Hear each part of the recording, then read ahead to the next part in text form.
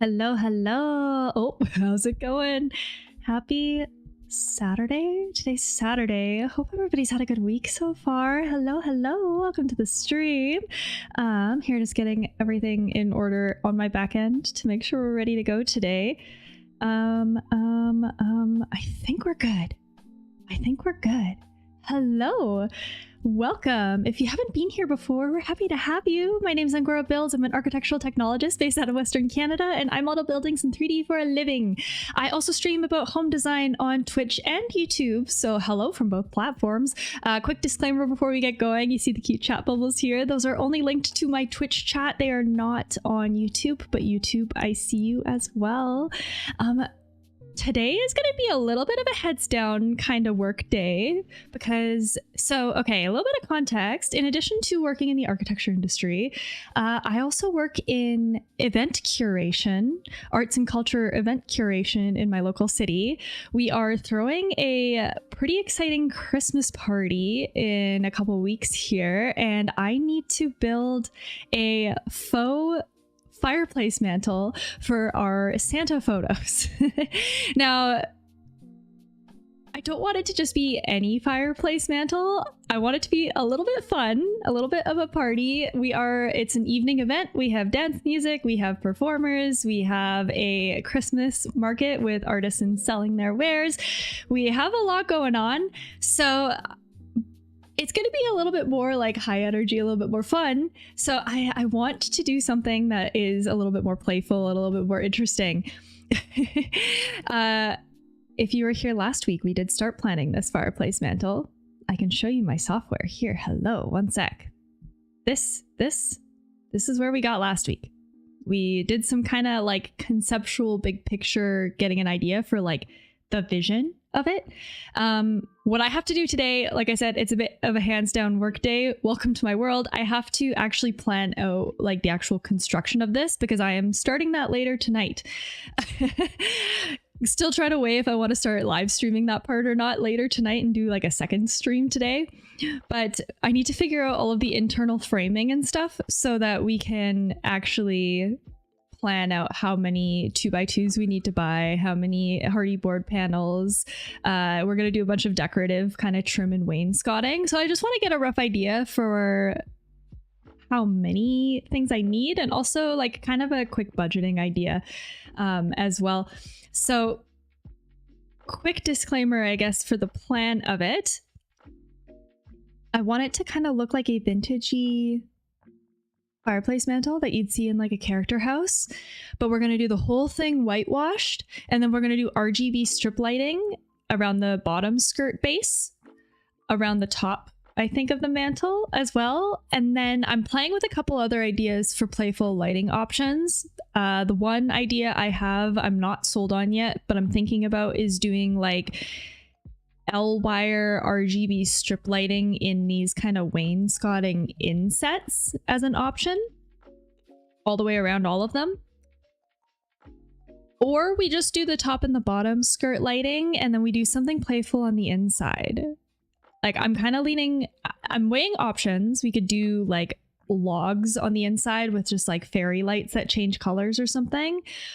Or the other idea I had, which is really playful, is doing like a pile of disco balls and then have you ever seen those party lights that just, they shine down on the roof, but they almost have like I don't even know how to describe it. It's kind of like a disco ball, and it just like, it rotates, it spins, and then it just like shines down a bunch of different colors, and then it would refract off the disco balls and kind of do like I don't know what it would look like, to be honest. It would either look really cool or it'll look really cringe and kind of mid. So I'm going a little bit back and forth on what we want to do here, but I definitely know that this is kind of like the greater overarching idea that we have for it.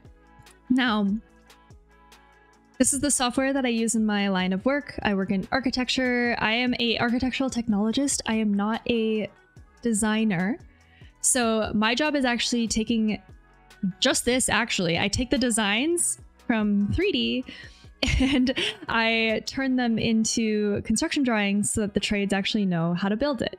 So that's kind of what we're going to do. We're going to get a little bit more technical today. I'm not doing it the most accurately as per my job, I will say, because we're going to prioritize, I don't know, I'm just trying to get some rough estimate ideas here off of this. So, this is kind of it. I have some tweaks that I want to make to it, but I think I'm just going to send it on the actual 3D modeling part today.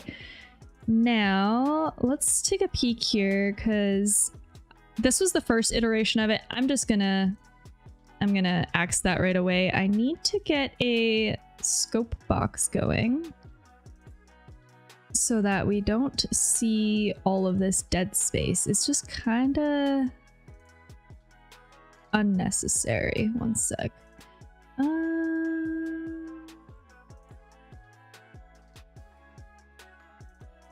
I work in an older version of this software. Where's my scope box? Here, let's pull these elevations a little bit closer, because we're definitely going to need that. I'll set up a drawing sheet. Like I said, you're kind of getting a peer into my actual work today on the most rudimentary of levels. But I hope everybody's had a good week so far. If I'm gonna be honest, I've been a little bit turbo fucked by my work lately and the planning of this Christmas event. So while I was hoping to be more regular in my streaming this December, it is not really panning out for me as easy as I was hoping. There we go. Okay. So I'm kind of taking a little bit of a step back from just the regular programming. It's gonna get a little bit weird because, like I said, I have to start building this thing probably tonight. I might live stream the build process later. That's TBD. Let's see what this looks like in elevation. Nice. And view name, fireplace front. Now when it comes to construction drawings like this, it's literally all about organization and, like, what's the word I'm looking for? Setup. Clean setup, good organization, a lot of tedious stuff kind of at the beginning in the front, but it makes it much quicker in the road down the road later on. But yeah, this is, I think, a really nice elevation. I'm really excited to actually build this. It's gonna be so fun. I've also really wanted to get some experience with decorative trims and wainscoting, so I think that this is a good toe in the water because I don't have any house reno projects that I want to do with this as much as I would love to. It's just my 1950s bungalow. I just don't feel like it fits the vibe. I feel like this is it makes so much more sense in a character house, I guess.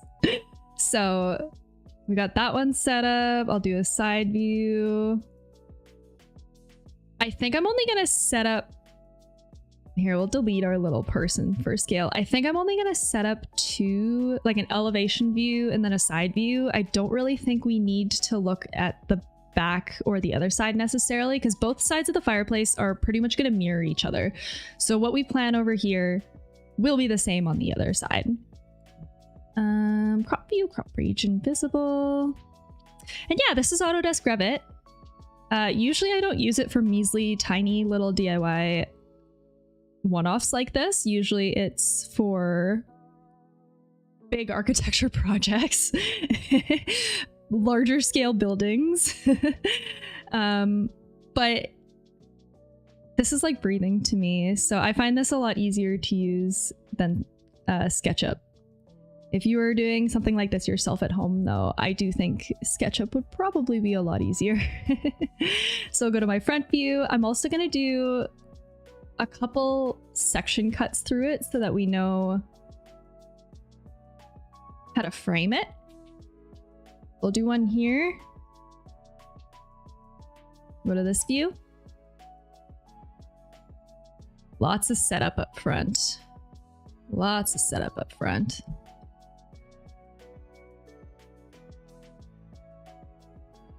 I will say though, it is kind of satisfying work if you're a little bit of like a type A personality like myself. I got a lot of satisfaction from this initial kind of setup phase. Let's see. Fireplace section 1. And where's the front view? So we'll do another one. Just like in this middle part here. And then this one on the end, it'll be the same as this one on the left. So that's, I'm not too fussed about that one. We'll go to this one. See, there we go. Fireplace section. I didn't name it. Just number 1. There we go. So you can see how they're showing up on our little side panel here. We'll go back into 3D, and then I'm going to set up a drawing sheet quick because I actually want to take this PDF to the hardware store, buy wood tonight, and start chopping, start cutting things. So I'll probably do, in addition to like a framing plan, I'm going to have to do a plan for the like panel cuts as well. The nice thing is that it should be fairly easy because we're probably going to use this trim here to hide the seams. So they're actually not going to be super big cuts. We'll have like 1, 2, 3, 4, 5, 6, 7, 8, 9 panels for like this lower part. Oh, also, this does need to be transportable because this is for special events. We're likely going to try to rent this out to other interested parties for their own events in the future. So I'm hoping to build it in such a way that it comes apart into 3 pieces. The base here, the middle piece, and then the top mantle, and then it'll just like transport a little bit lighter. We had to like carry this big thing. We have to carry it up a spiral staircase. The event that we're hosting at is 2 floors and there's no elevator. And so the spiral staircase is quite wide. I would say it's like 4 feet wide. So I think we'll be okay. But it's just something to keep in mind. So we have this first sheet here. I'm just going to call it Fireplace Plans. I don't know what number to call this. We'll just... December 2024? That's what year it is? And I'll start pulling these on sheets. So we'll have this guy here.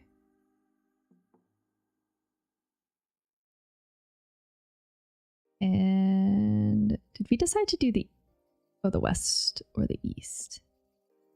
Is it this side view? Change the scale to, was it 25? 20. 1 to 20. There we go. So rename.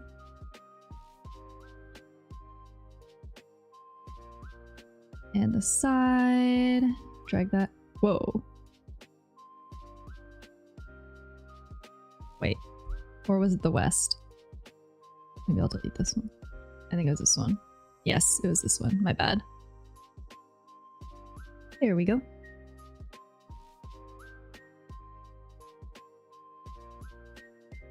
Here, I'll just bring the crop box in a little bit tighter so that we can just fit more on this sheet. I don't even know how big, if this is an 11 by 17 or how big I set these up. It was a long time. Hello?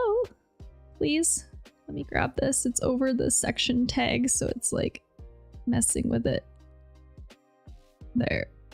Okay, now that comes down. I'll bring this up here and turn this back off. There we go. Now I can bring this in here so it's not so big. Move it there, and then this guy can just go a little bit more tucked up this way. The nice thing too is, yeah, it'll auto lock to where the same elevation plane is, which is pretty cool. Crop region visible. It's a little bit tighter here as well. Why did this do that? Come here. Bring that in. Typical fireplace side.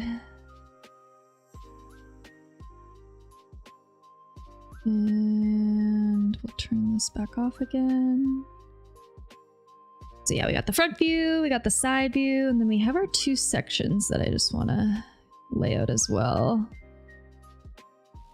And then I'll do like a isometric 3D view probably at the end. Whoop. That.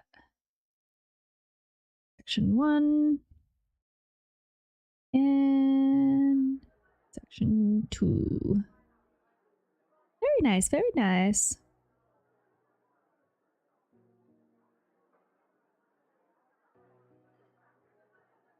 But yeah, in addition to this, ooh, I don't know if I'll get to planning this today. Maybe I'll have to plan it tomorrow morning. We are doing like semi-life-size gingerbread village, stand-up gingerbread houses out of panels. And they're kind of just going to be 2D sort of space blockers to kind of block off some out-of-bounds areas, I think. But yeah, this should be good to start. And now we can actually do the 3D modeling part. So what I'll do is we'll edit this in place. Now, it's kind of modeled in such a way, it's a little bit tricky. This is a solid mass. So what I want to do now is actually like figure out the framing and stuff. And like I said, I'm quite certain we're going to make this all out of 2x2s because it needs to be light. It needs to be able to transport okay. Where it might differ though is this base here. Like, how tall did I make this? If we look at the front, how tall? 4 inches. Oops. So the one thing I want to be mindful of, I think this is as easy as getting, like, using 2x4s turned on their side and just like making a rectangle out of it for the base and then putting a plywood panel on top. What I want to be mindful of though is because we want to do RGB strip lighting around the skirt here, we need to almost have like an overhang. You can kind of see here, we need this overhang so that the strip lighting can get mounted behind here and then it kind of shadows down. I'm kind of thinking, let's go back to 3D.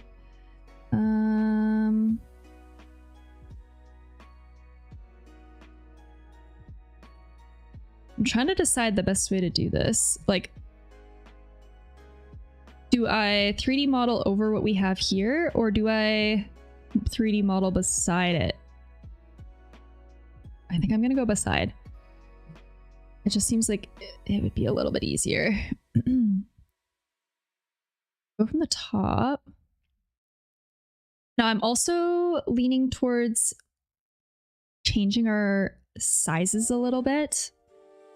I think originally, I don't know how wide this one is. Like, I think we're just looking to do a clean 5 feet. Actually, here, I'll do it over here at the back so that we still see both.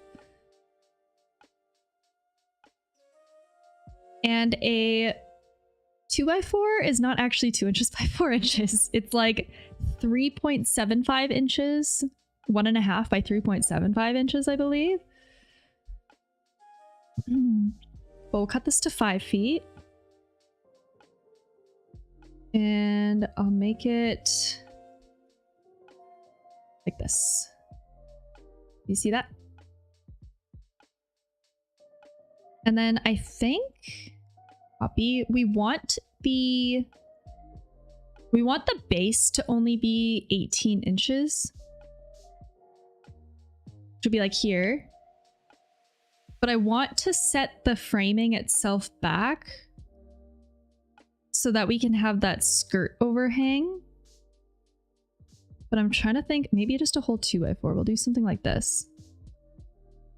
And now I can create the sides. The other option, instead of 2x4s, we could do 2x6s and make it a little bit taller. Maybe.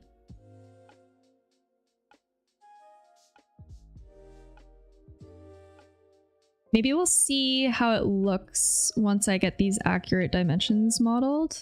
And if it looks like we might need a little bit more space, then we can fuss with it. But it'd be something like this for a rectangle. Now, I don't think it is going to be good to just leave like that. So we're going to need some intermediary supports. So we'll do maybe a couple of them. I'm doing 16 inches. Ooh, do we need 3? I don't want it to be too heavy. That's the problem here.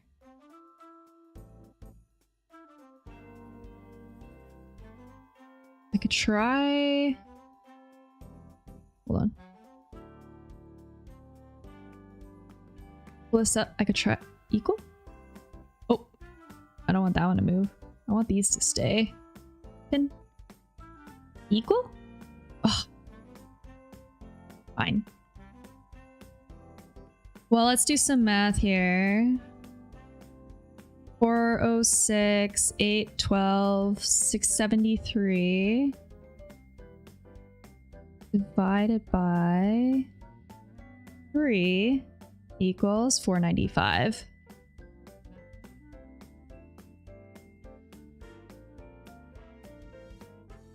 There. Like that.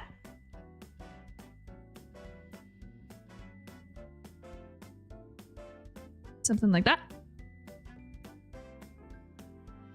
And then what we can do is do the plywood on top. I don't think I want to do... Well, maybe we need the base to be a bit heavier. Maybe we do plywood just for this base part. Fresh, are you in the chat? Do you think we have enough plywood in our personal reserves to actually do this with like 12 millimeters? It is 18 inches by 5 feet. It's like 1.5 feet by 5 feet. And that would be 12 millimeter plywood, I think is what we have. I'm not the most optimistic though. We might not have one solid piece, might be tough. We could maybe hodgepodge it. We might be able to seam somewhere. Okay, we'll take a look and see what we have. I'll do it as 12 millimeter plywood for now. Here, let's... Oh, I should make sure that these are the dimensions that I want. So we want this to be 18 inches deep. Oh, it is. And 5 feet wide. Okay, so now what I'm going to do, because we want the skirt, I'm actually going to inset the wood, the 2x4s. I should not pin these. I need to move them. So I feel like 1.5 inches is enough. So that means that the frame itself is going to be a bit less than 5 feet. Oop. Align. The only thing I'm a little bit worried about is if we can... Like, could we fasten a front skirt directly to the plywood and just kind of have it be floating? Or do we need some kind of like...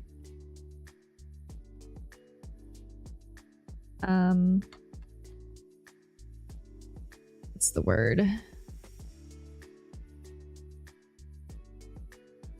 Oh, I need to bring this back to... Some kind of solid piece to fasten to it. Do the frame like this. Then this comes in. Oh, these all have to come in.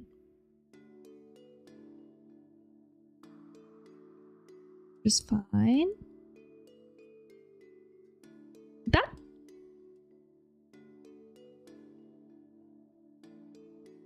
So yeah, can we do like a clean, like if I do an extrusion, set it on the top here, like that.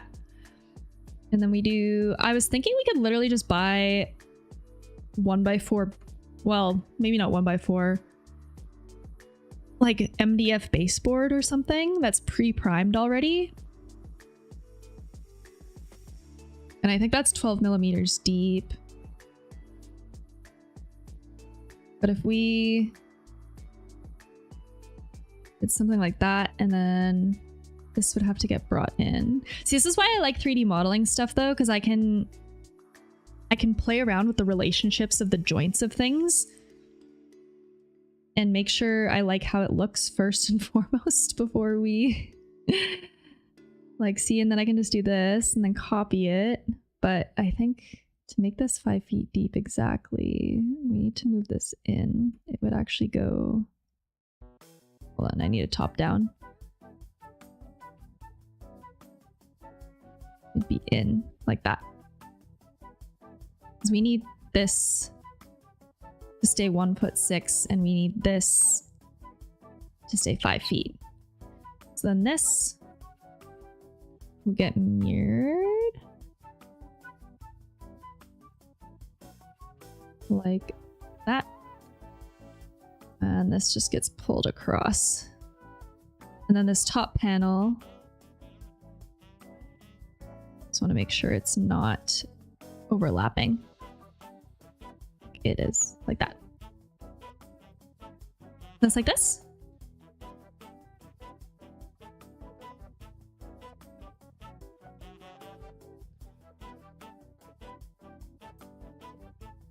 So it'd be something like this for the base. Now how, so it's not quite 2 inches. That's, oops, -52. Can you buy 2-inch baseboards? Like 2-inch high? Could we just get MDF trim that's 2 inches by 1/2 inch? That's pre-primed. Or we could get, if we had 1x4, we could use the table saw and cut it in half. It's kind of more work for us though. It would be kind of nice to just get something that's already sized right, so that we just have to do the cuts, like the joint cuts like this. And because this is the skirt here, I don't think you're really gonna see it. We can paint it all white, but it's all gonna be like kind of dimly lit in the room, and then the RGB lighting will kind of, I'm hoping, will take away from the fact that it's just straight wood. But here, let's check really quick. Can you get a 2-inch baseboard? 1 inches by 6 inches, 4 inches, 5 inches. I know we have 3 inches in our house. Yeah, 3 1/4. It's like this one.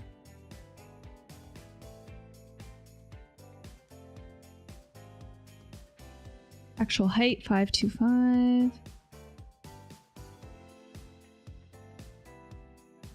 Ah! Baseboard molding. Do they have a height here? Can I pick a baseboard height? We know we want MDF. Type. Price range. Finish. They don't have size. That's tricky. 3¼ This would have been the easiest for sure. I don't even know if they have 3 inches. I could. It doesn't have to be rectangular. It could be. We could do like we're doing it kind of like a historic style ornate fireplace. So if there's any of these moldings here, we could just like turn it upside down. Something that's a little bit more decorative. It doesn't have to be baseboard. Okay, moldings and ornaments. Ground molding. I mean, I'll try baseboards again. I just wish that you could pick the height of it. It's very strange to me that you can't. Maybe I'll look for like 2-inch trim. Oh. That's it? U molding? That's it? That's it? Okay, Home Depot maybe?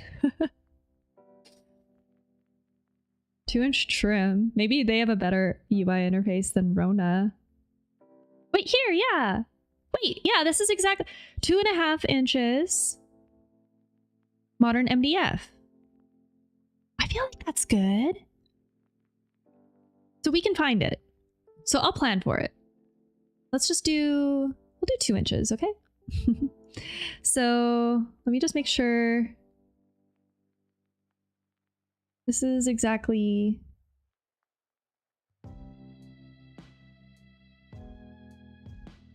Yeah, so this is the size that we want. Okay. So I think how we would build this with 2x2s is we will do extrusion. I will set it as, oh, it's already set at the top. Okay. Now I'm pretty sure a 2x2 is also like 1.5 inches by 1.5. So I'll just set that up.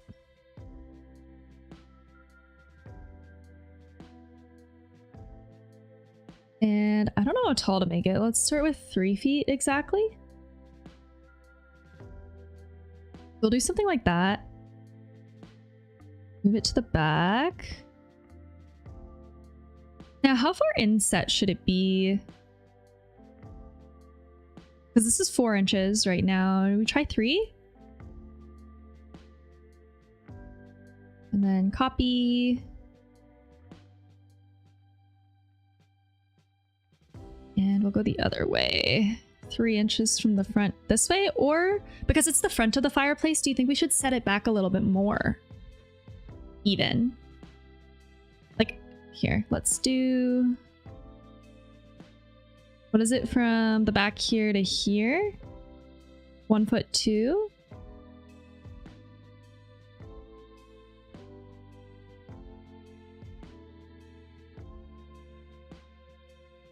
What if it's just 1 foot? Is that too much?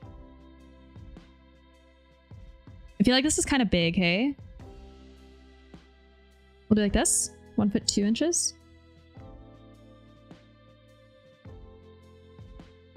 And then I actually don't know how big we were making this either. It's so from here to here is a foot.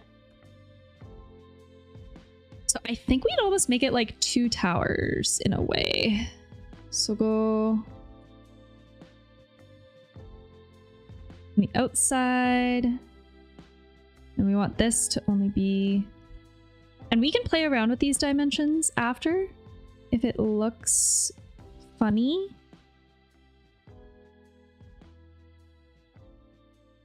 But I think it would be something like this. And then we'd need supports on the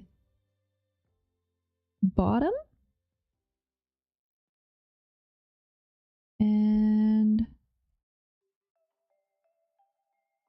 maybe in the middle and then on the top, like halfway up and then at the top. It's only 3 inches tall. And again, this is more like a, we're not trying to make this super robust to be permanent in a house. This is for an event. This is more decor for a party, like it's not by any means meant to be the most robust of construction, certainly.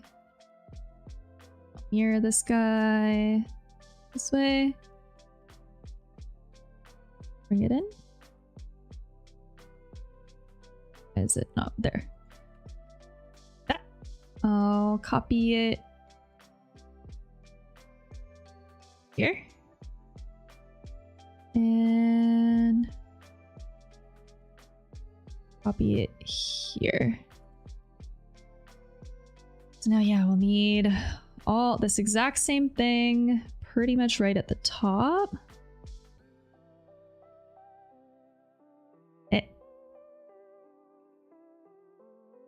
Might have to do this in, yeah, it's throwing it in the ether. Hold on, I need to do this in a side view. Hold on. Where was the side? This one. Oh, hold on. We're looking at the wrong section here.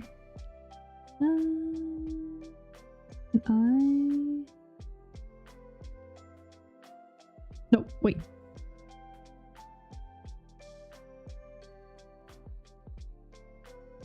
Side view. Side view.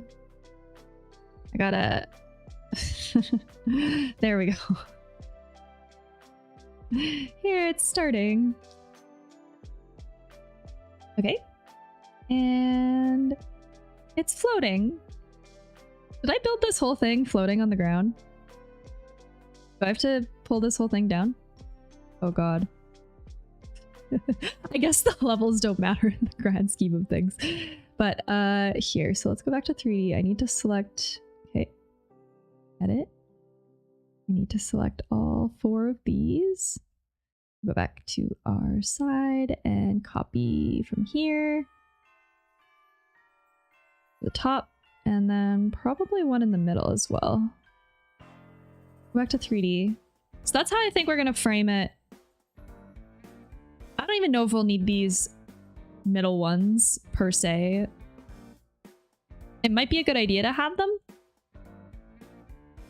And then it should just be as easy as taking this. We'll go to bird's eye view and mirror it to the other side. That easy.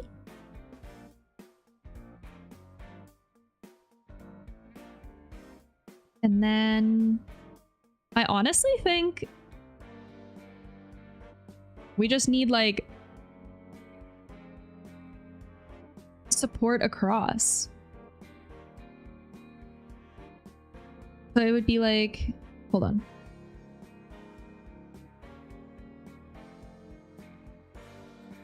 And maybe these ones should be 2x4s.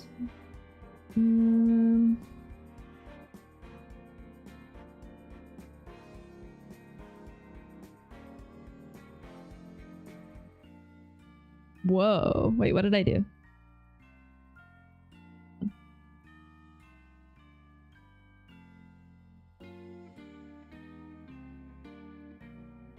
Actually, we'll just do it this way, I guess. Okay. I'll do here, here, here, and then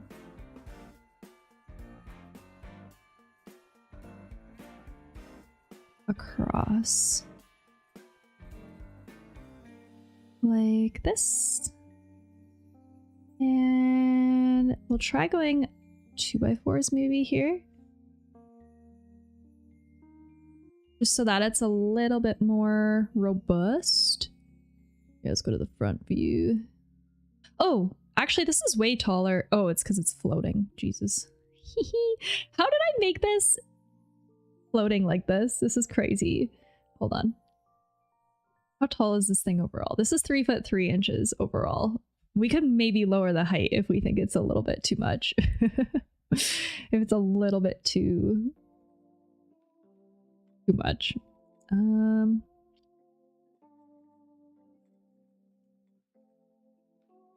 need a side view. Copy. Here. and here in the middle. It's like this.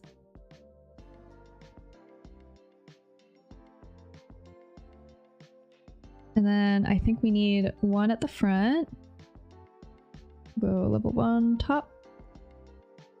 Wait, hello? Didn't I select? I selected this one, right? Copy.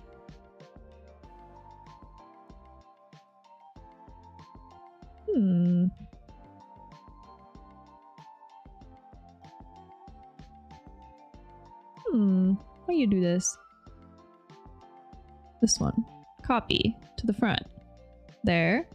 And then we'll bring this pretty much down to wherever we want the fireplace opening to be. It could be like this. Now what I'm not sure of... 2'6". This might be kind of a big fireplace opening. In the end. Like, I could bring these, instead of making them a foot... Do I have a measuring tape here? I could do 1.5 feet. Or 1'3". Yeah, let's try 3 inches. And I'll do the same with the other side.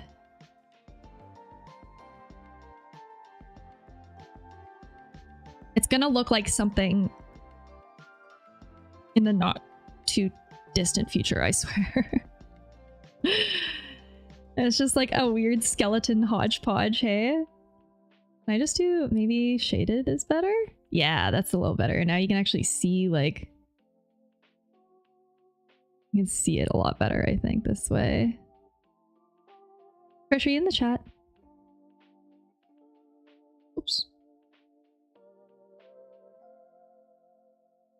Like this. What do you think about using 2x4s for the cross bracing here to hold the 2 towers together? Do you think that makes sense? I'm just worried about weight. I'm scared it's gonna get too heavy. But I could maybe do this as 2x2s.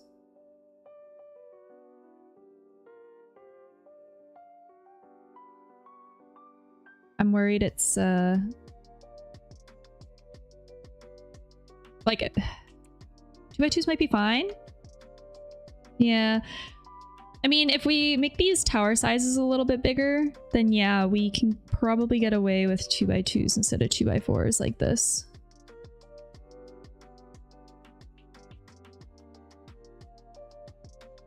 Okay, let's do that instead.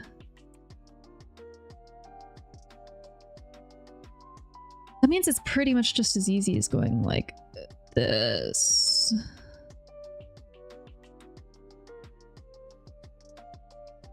That. And copy. Ah.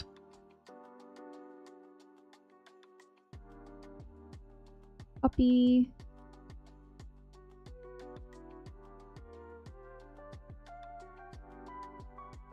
Aw.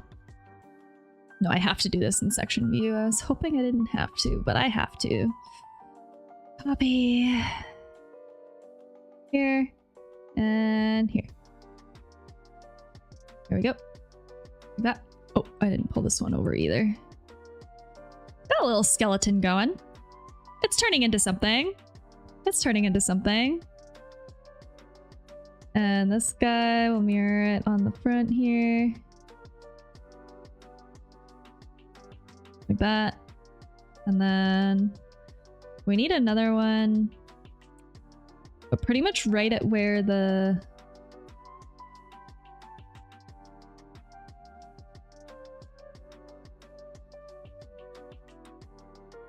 No, this is too hard to do in 3D. I have to do it in section. Side.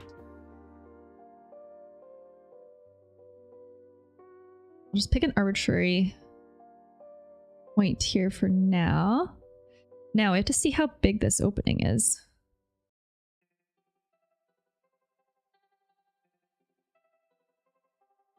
This is looking kind of tall. We can maybe shrink the height down a little bit so it's not so gargantuan. Here,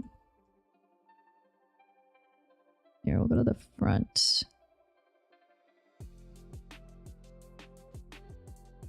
1'9". I'm gonna round it to whole inches instead of keeping it fractional like it is. So 3D. That means this guy. Here, I'll change. I have to change my views now, I think. Go here.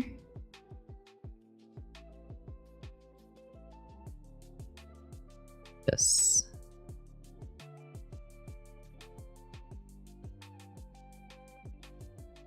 Okay.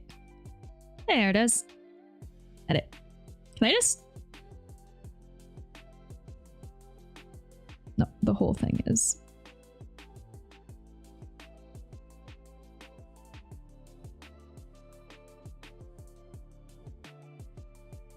Oh no. I want to bring it down level, but it didn't all come with it. Shit. I guess we're working with it floating. It's fine. We'll deal. We'll deal. Okay, so we want the opening to be 1'9". It's almost there actually.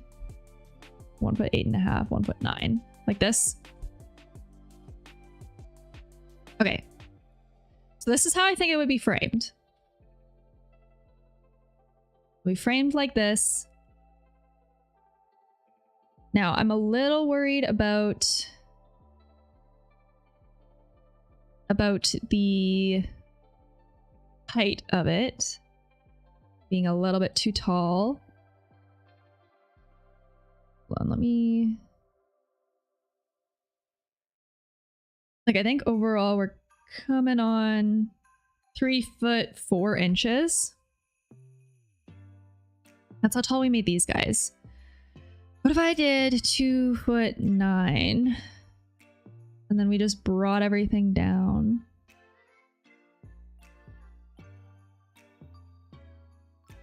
Like here.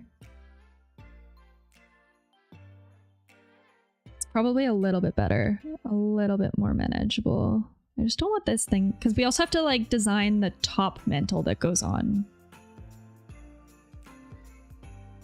And that still might be like 2 inches or so. Something like that. I'm feeling pretty good about this. I'm feeling pretty good about this. I think we're doing it. We're doing it.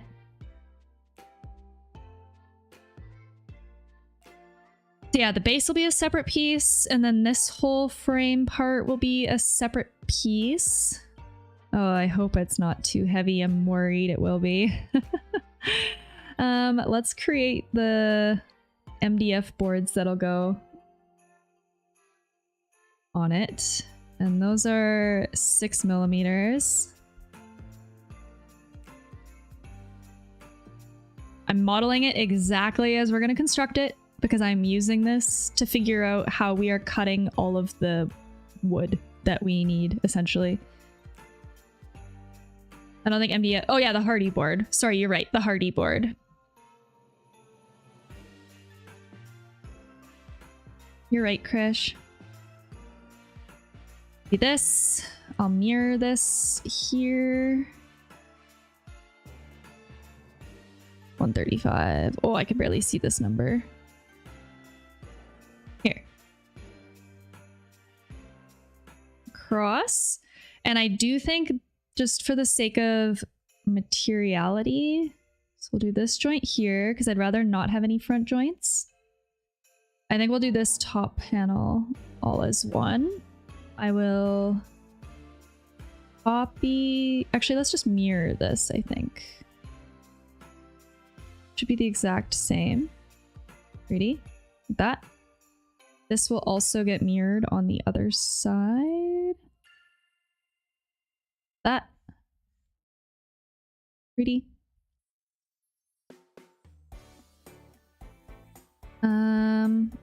We'll do the inside ones quick. I think we'll do here. And I'll offset that 6 millimeters as well. Like that.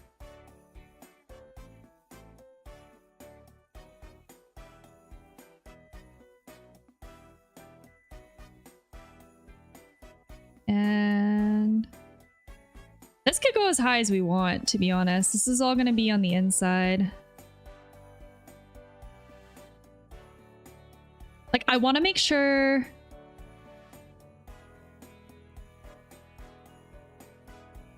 I want to make sure from, like when you're standing and looking at it that you don't see any of... Like, I want it to look all seamless. So I'm a little worried about that.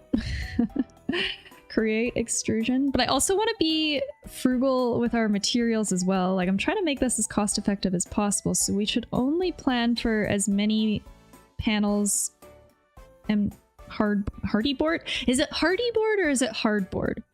It's hardboard, right? Hardy board is siding, right? Hardboard. Okay. Thank you. Like this. Hardy is concrete composite siding. Thank you, Krish. For those that don't know, Krish is a home inspector. So his insights are incredibly helpful and appreciated. There we go. And then here. This. And then we would basically just do a... Here, let's look at the front view. I'm just going to copy this right up here. We'll have a seam here, but make this all continuous along the front. So we have this seam, but we'll hide it with decorative trim. But then it'll be something like this. Now, Krish, do you think that this back panel needs to go all the way up, or could it just go here? Because what I'm scared of is if you're looking at it, like, I think it'll be short enough that you won't see up here. So I think we can kind of just do these 3 walls. Probably fine.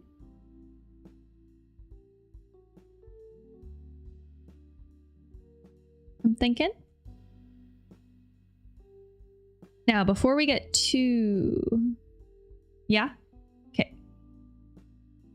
Can I copy this from here to here? Like, did I make... Oh, I didn't even make this flush straight back. Okay, hold on. This is the decorative trim.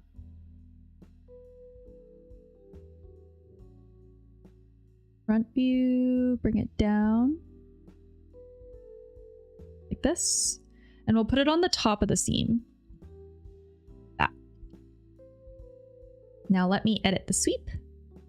Pick a new path. Which will line up with here. Oh. Why won't you move? There. Here. And this here. Like that.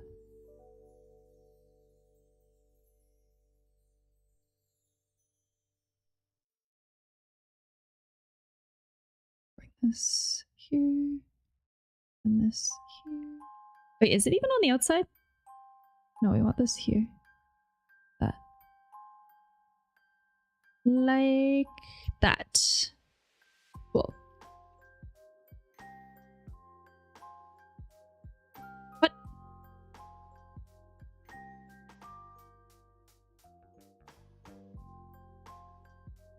Okay, something broke.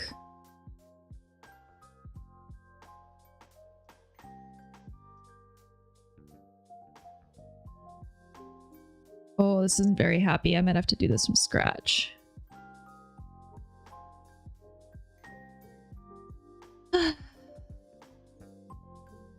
Just delete it.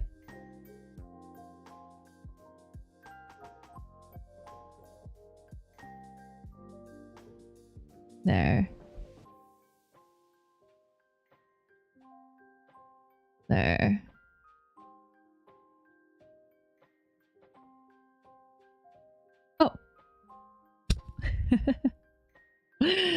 And then we'll raise this. It fell in the floor. Hello? Why can't I lift it?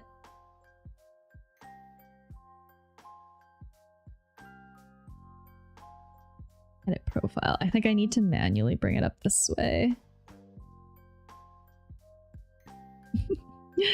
Don't mind me just eating my decorative trim. Okay, we want this to be top. And I think I want this facing outward. There we go. This should work now, right? Right? Yes. Okay. There. That's the decorative trim here. Now I'll just take all of these guys. Copy from here. Here. Fuck. Why is it not so easy? All the dang planes and stuff. Okay. Okay, now front view. Bring it down like this. Okay, now I can edit these independently. So.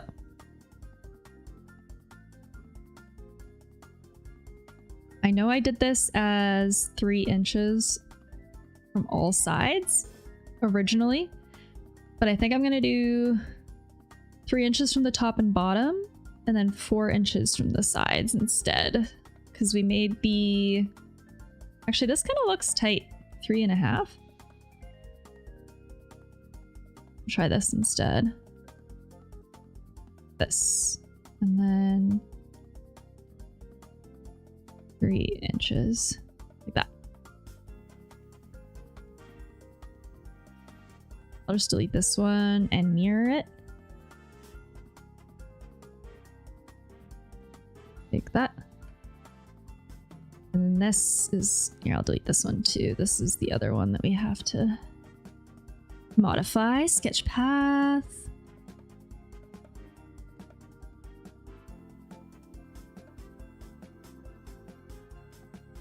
And I'll align it here and here. And from the bottom, I want it to go 3 inches as well. Actually, maybe let's go 2 inches even. Oh, I hit 2 millimeters. Whoops. We'll do that. And then this from the top, I'm going to make it a little bit more exaggerated. Maybe we'll do 4 inches from the top because we're going to have the mantle that's going to kind of overhang down a little bit for the RGB strip lighting to hide that again. So we'll do something like this and mirror it again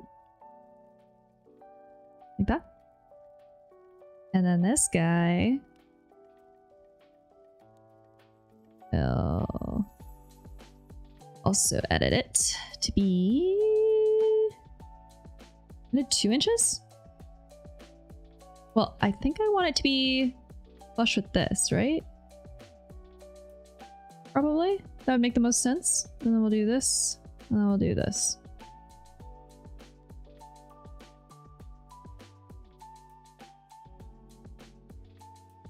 Is that still ornate enough?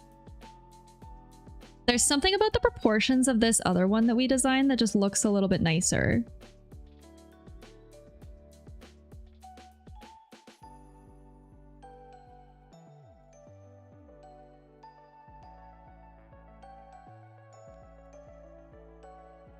I think this one was closer. Was this closer? Was this 2 inches maybe? Yeah, shit. Okay. Well.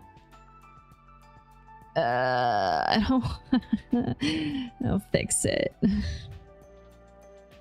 I'm so lazy. We just did all this work.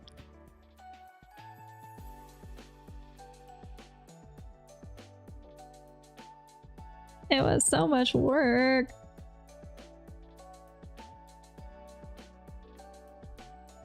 Did I do it from the bottom as well? Yeah.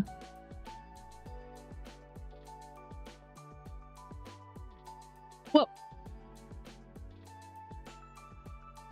Here. I'm gonna do 2.5 at the top and the bottom instead.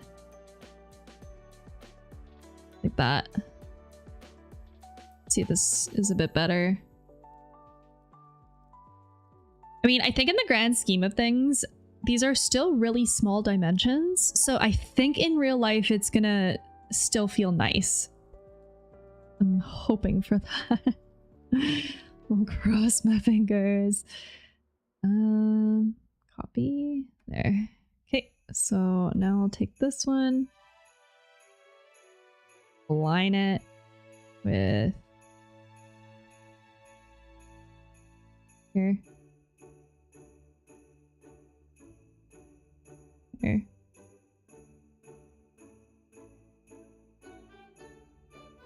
There we go.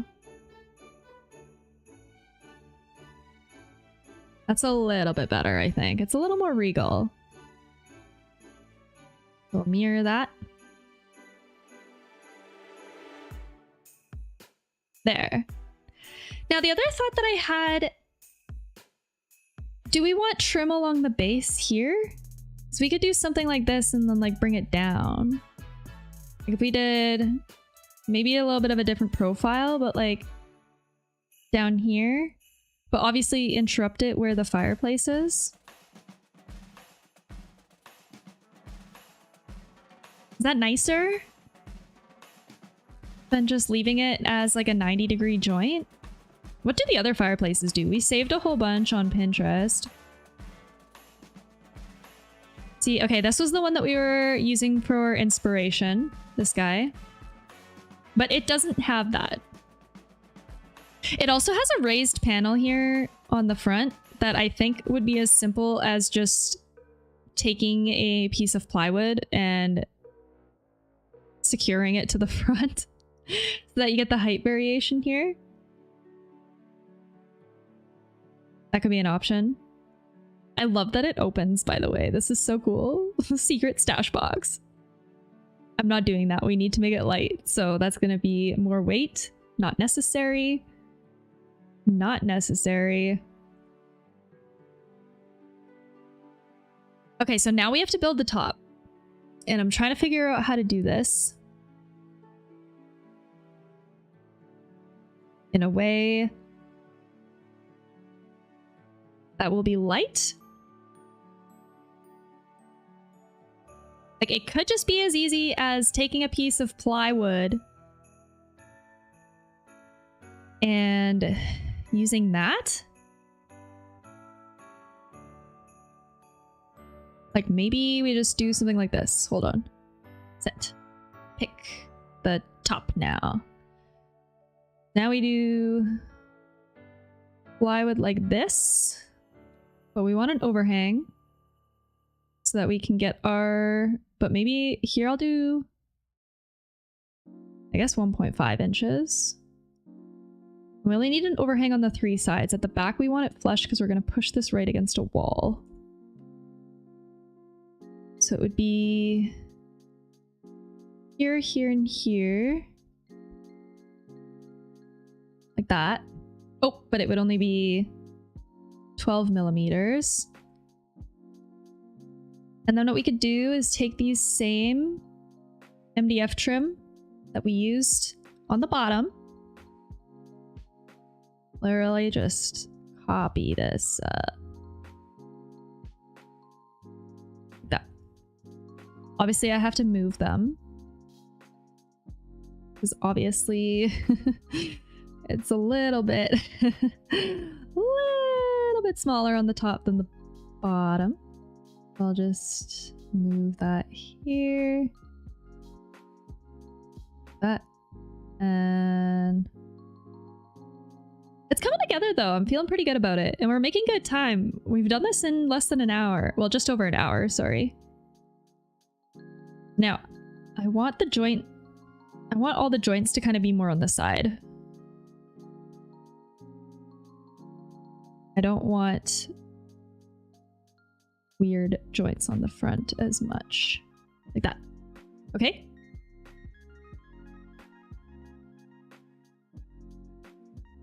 And then the other thought that we had was taking this kind of decorative trim. Oh, and this will change our proportions of things. This is now where we're kind of going to get a little bit more like Play-Doh almost. I'm going to copy this. We're going to go...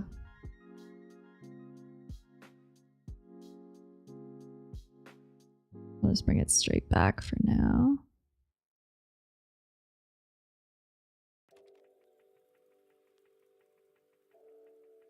We'll line this up here.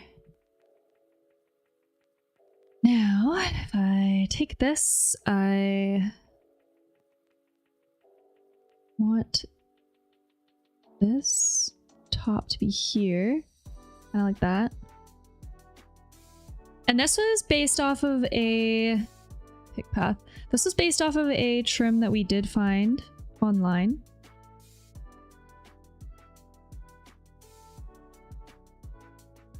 Oh god.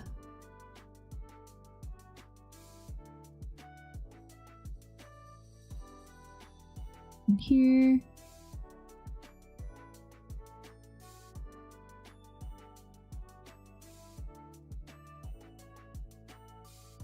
Oh, I think I have to mirror this the other way though. For whatever reason, it did this the first time. Oh, hello? Mirror without copying. There. Now, can I move this up? No, I have to edit the path.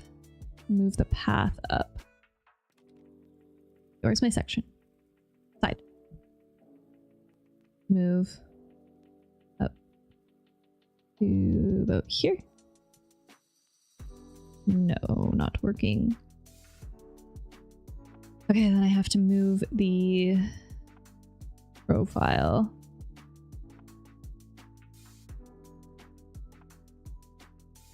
We'll drag this up to here.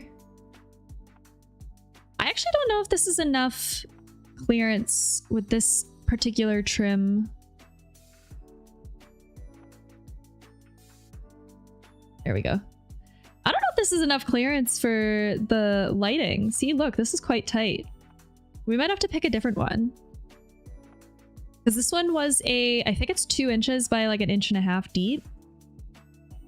But now that we're this far, I think we have the general design figured out. So I'm actually just going to take this prototype and just delete this. We are far enough.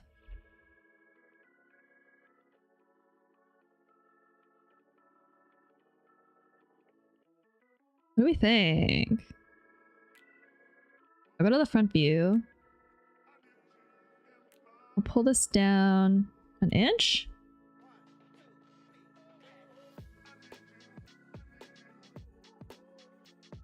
Is it too squishy? Maybe... Here, edit the profile. Okay, so this is just over 1 inch deep. Now,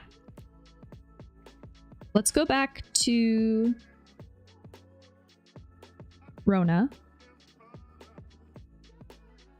Because they have decorative trim for crown molding. Which is what this original trim design was. Because it's kind of meant to go at the top of things. See, this is the one that we picked here, is this one. Fancy one. It was cheap. Cheap. But I think for what we're doing, we might need to do something that's a little bit more low profile, like one of these guys. The problem is the dimensions, because this one's quite small. This is only 2 inches. Also, there's no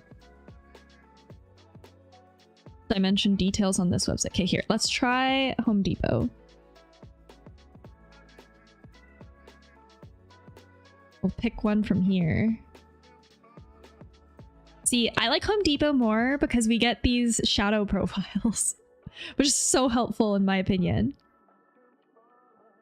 Now 4 inches is massive. See, yeah, okay, so this one, it was 2 inches by 1 3/16. So we need something a little bit smaller. A little bit smaller. Like we could do something 3 1/4. I'd like to keep it as close to 2 inches as I can. If we can. I just don't know if they... Oh, here. Assembled width? Maybe this one. 2 to 3 inches.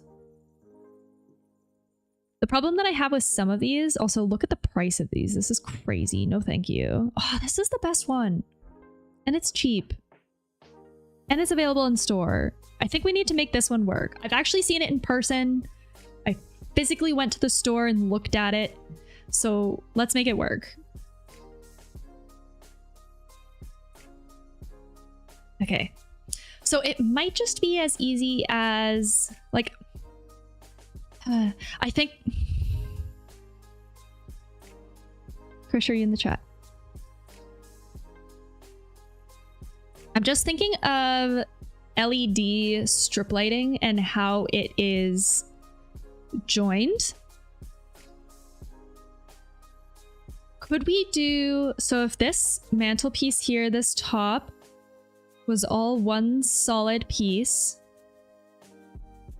could we do the strip lighting adhered to this inner part of it? And how does the strip light, is it a plug on the end? Does it just have like a conventional plug?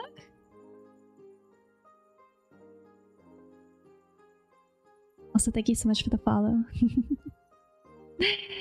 Is a peel and stick on the back? Yes. So would we have to have 2 outlets for the top and the bottom? Is that how that would work? Yes. Okay. Is that a problem? Or do you think that's a little bit tricky?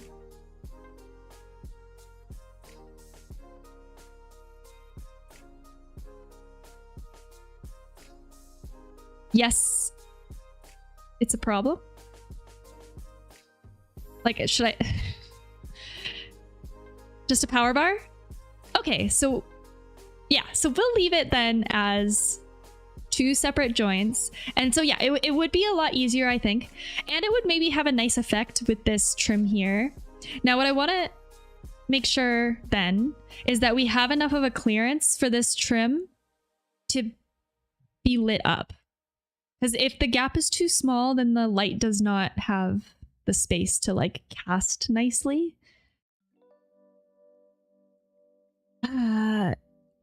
Usually in my job, I'll do them a whole inch.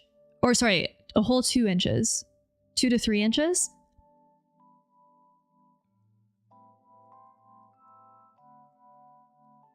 In this case... I'm worried about...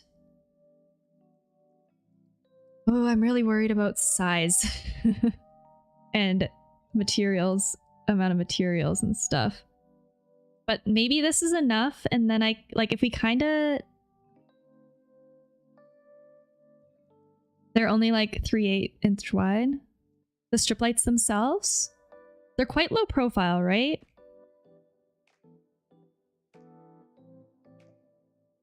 One inches is enough to cast down. So, okay. Could we... Hold on, I want to almost like... I almost want to draw on this. Could we adhere the strip light to this interface and it would light this up okay? Or do you think it's better to do a piece that comes across and then it casts down? That's what I'm worried about. Is making sure that... Because I want this to be lit up nice. Is right. And I do think we need to bring this up a little bit so that we don't see the... I'll maybe do 1/2 inch. I just don't want to see the top, right? Like, I don't want to see the weird joint. Like this has a cool effect, I think.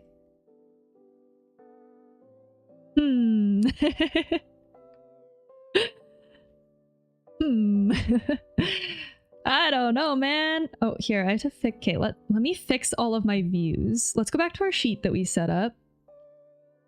Because all of my views got yeeted. So, oh, here. Edit in place. So this guy... Here. Because what I don't want is to put all of this work in and then not have it light up properly. It would be such a shame. It'd be so sad. Okay, I'll pull this here. Pull this here. Getting there, getting there.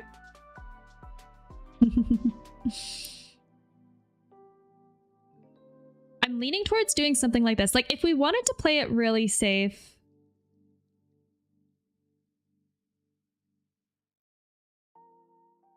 we would cast it downwards and not inwards.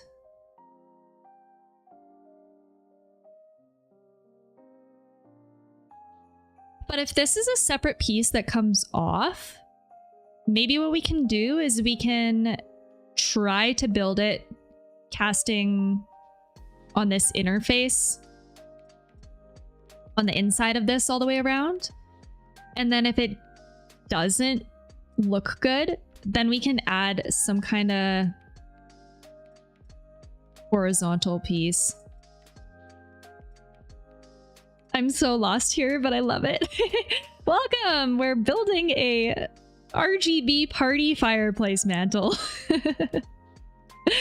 If you're just jumping into this stream, I work in architecture, but I also work in special events and like arts and culture in the city that I'm located in, and we're throwing a big 2-stage Christmas party at the end of the month. And it's not just like dance music, it's also performers, live painting. We have a Christmas artisan market with local vendors.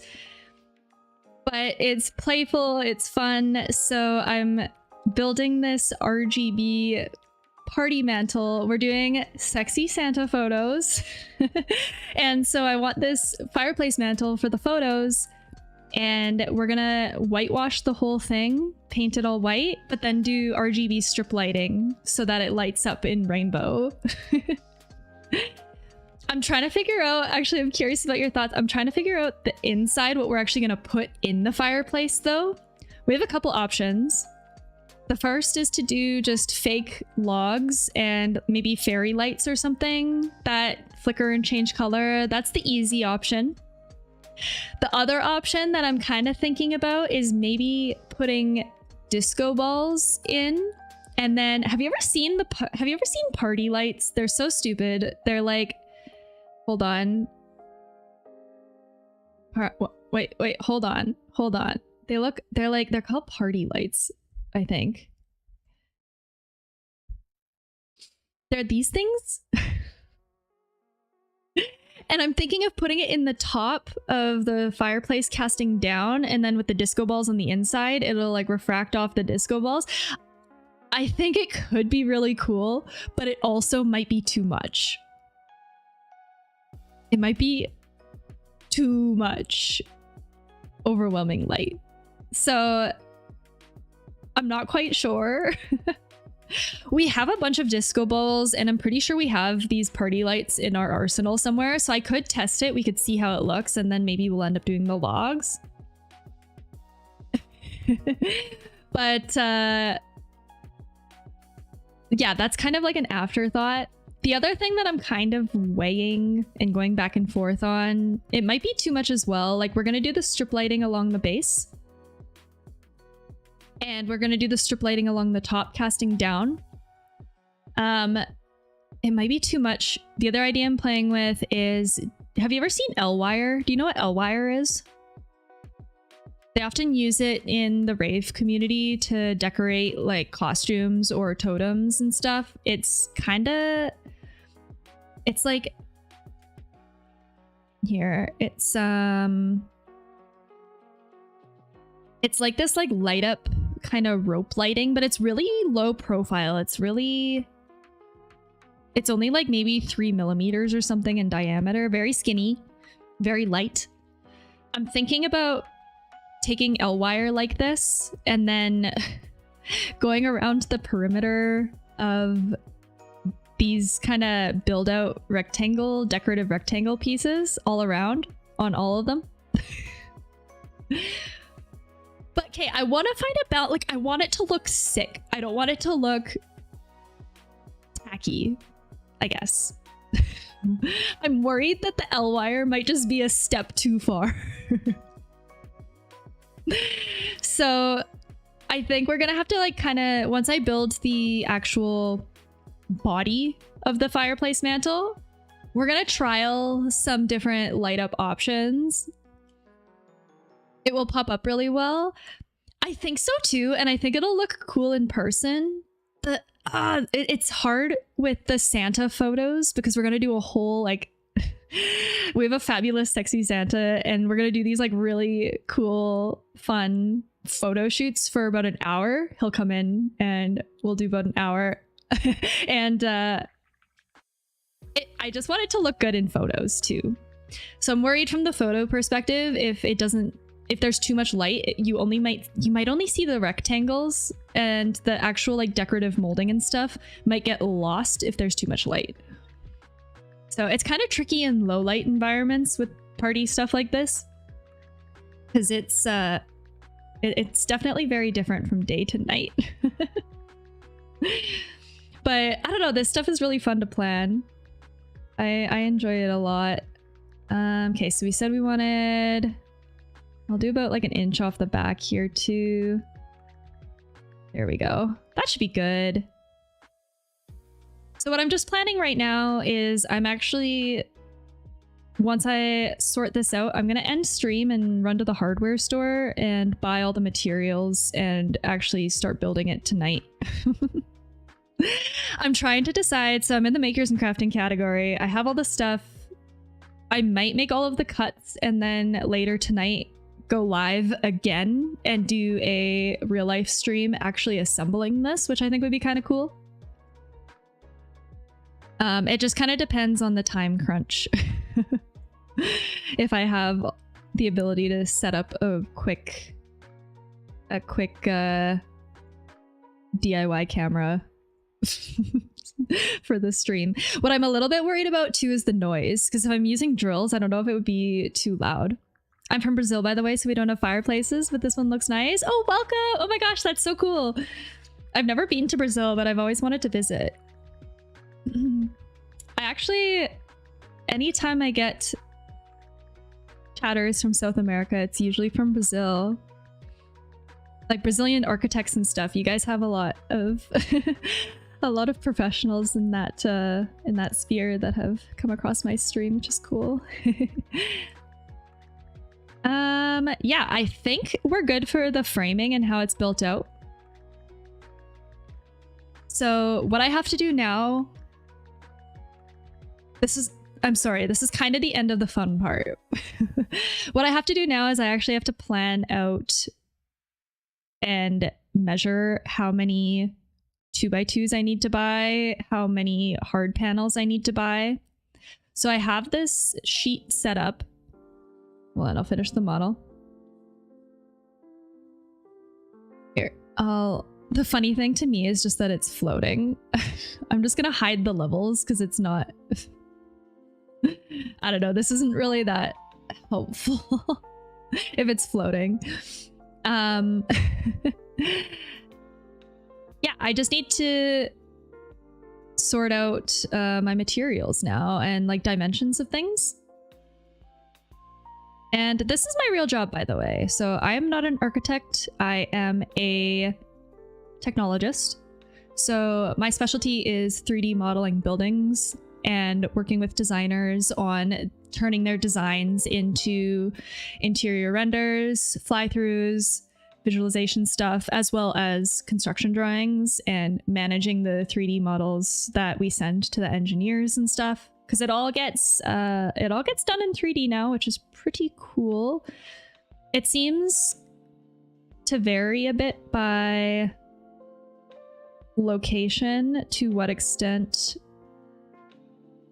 the project work is all done in 3D. In Western Canada, where I'm from, it's kind of the standard, regardless of size. I've talked to a few people from the States where they say it's not quite there for them yet. Europe also seems to have a lot of 3D design, which is cool. And I think South America as well too, right? Brazil, it's big. Revit is such a good software for it. Oh yeah. Oh yeah. It's funny because it's super overkill for stuff like this. Like, this is the tiniest thing ever. Usually when I'm doing projects, it's like, well, not anymore. It used to be like 30-story office towers. Now I'm just doing like piddly fireplace mantle designs, but it's like breathing to me. And I know that I think SketchUp would probably be the next follow-up software that would be good for this stuff. My firm that I work in now uses SketchUp actually for design, which is really fascinating to me because my old firm before did not use SketchUp.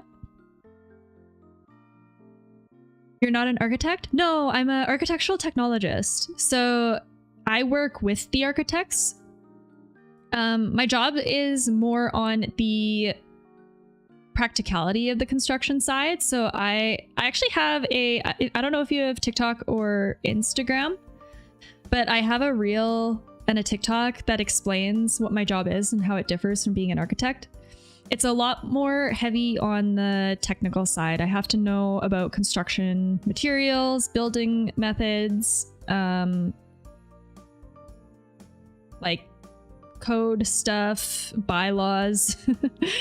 It's definitely more like I take the architect's vision and then I make sure that it is actually feasible to build. And I also do the coordinating with the engineers, construction or mechanical, electrical, structural, civil. I correspond with them during the construction drawing phase to make sure that we're all on the same page with what's being drawn. I'm an architecture student. Oh shit, nice, congrats. What year are you in? That's exciting.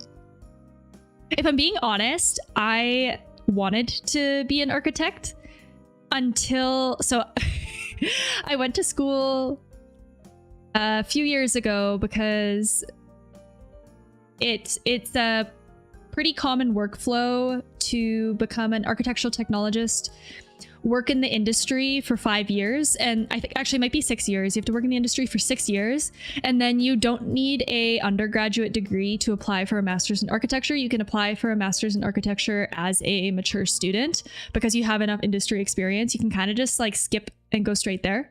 So that was my plan. I was like, oh, it's so much easier to just go to school for 2 years, get this diploma, work in the industry for 5 or 6, make money the whole time, and then I'll go to architecture school. But in the window that I worked for the 6 years, I enjoy the 3D modeling and technical side a lot more. And I'm scared of clients. I actually don't think I ever want to work with clients. So I'm pretty happy with my role, and I've decided not to go back to school. But 3rd year now and 2 more to go. Wait, it's 5 years for you? Is it like an undergrad into a... Like, is it a degree for you? Because in Western Canada, it's so strange. You can't get an undergraduate degree in architecture and be a practicing architect. You need a master's degree. And so it's the weirdest thing to me because engineers can get a 4-year degree right out of high school and then become practicing engineers and get their stamp and everything. But to be an architect, you need a separate undergrad, and then you have to go to school again for 3 more years, and then you can get your stamp. It's so much longer, which is weird because I feel like engineering is way harder. It's a degree, yeah. Okay, that makes sense. Okay, so this is the side. I accidentally turned on wireframe. Let's hide this. This is hidden lines. So now what I need is some overall dimensions. We'll get some of that going. I'm a little worried My text might be too big. Okay, so I might have to set up a separate section going the other way. Hold on. I think we need a section going this way too. This way.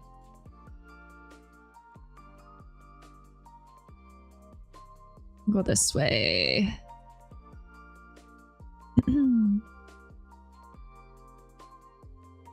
Oh, that's interesting. Yeah, were you able to go into architecture right out of high school? Right from grade 12? Here, let's go to view. Yeah, here, this is what I want. This line here, though.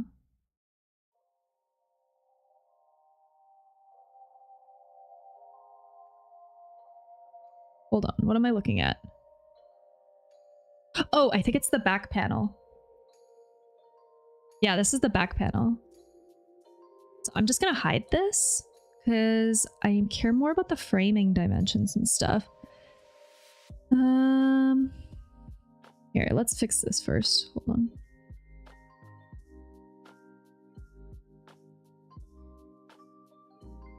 I kind of want this here. Yeah, the year after I finished high school, I went to university. I'm so jealous that you were able to do that. I totally would have done the exact same thing if we could have here. It's so strange to me. Do you find, now that you're in your third year, do you find is school quite challenging, or do you think it's not too bad? Because the stories that I hear about architecture school, like everybody talks about it like they're having PTSD flashbacks. Apparently it's super intense. All of the project work that you have to do and stuff. Oh yeah, for sure. Like stories of like people staying in the studios to work on projects till like 4 or 5 in the morning. Some students, I've heard stories of them not even going home and just like working through the whole night. I'm like, that's crazy. Too much pressure. Oh, that sounds overwhelming. I mean, I'm not writing it off entirely. I might go to architecture school one day. Yeah, this is a really helpful section here because now we can actually see this interior framing and how it relates to this top cap. And so we're intending for this to be 3 pieces, 3 separate pieces that you'll kind of fasten together at the event. So the base will be separate, the body will be separate, and then the mantle on top will be separate, just so that it's a little bit lighter. I have to carry this, well, we have to carry this up a spiral staircase. The venue doesn't have an elevator. So we have to, yeah. So I was like, ooh, we need to make sure that this isn't too large. Okay, so now I'm gonna do a, we're gonna do some math and figure out these construction pieces that we need. I also don't like that my sections made it to here. I want this to be 5. I'll do this one as 4. I should probably do a top-down view if I was being good. But I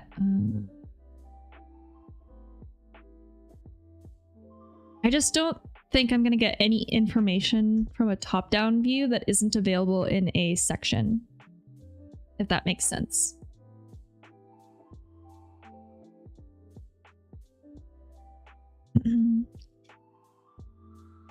Now I gotta go take dinner. Bye. Nice to meet you. Oh, nice to meet you as well. Thanks for hanging out on the stream.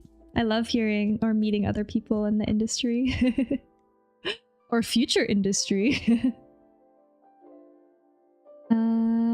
Okay, I'll get these section tags fixed. I don't know why I kind of yeeted them into the ether here like that, but there we go. Cool. And now let me fix this is section 1. I'm actually gonna pull this out so that we get a little bit more there. See here, like there's all this blank space, so it's not pulled out enough. So I'll pull this more here so we get like that there. Nice. And then bring this down.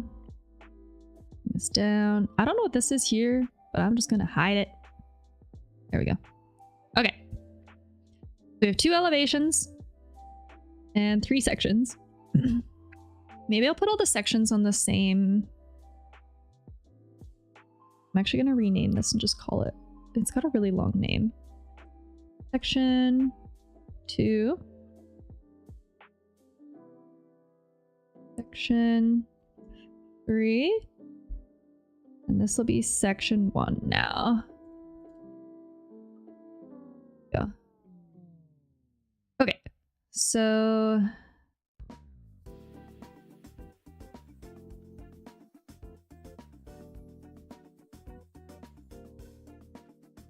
I'm gonna get a little text box going because we're gonna have to kind of count and do math. Math is hard. Okay.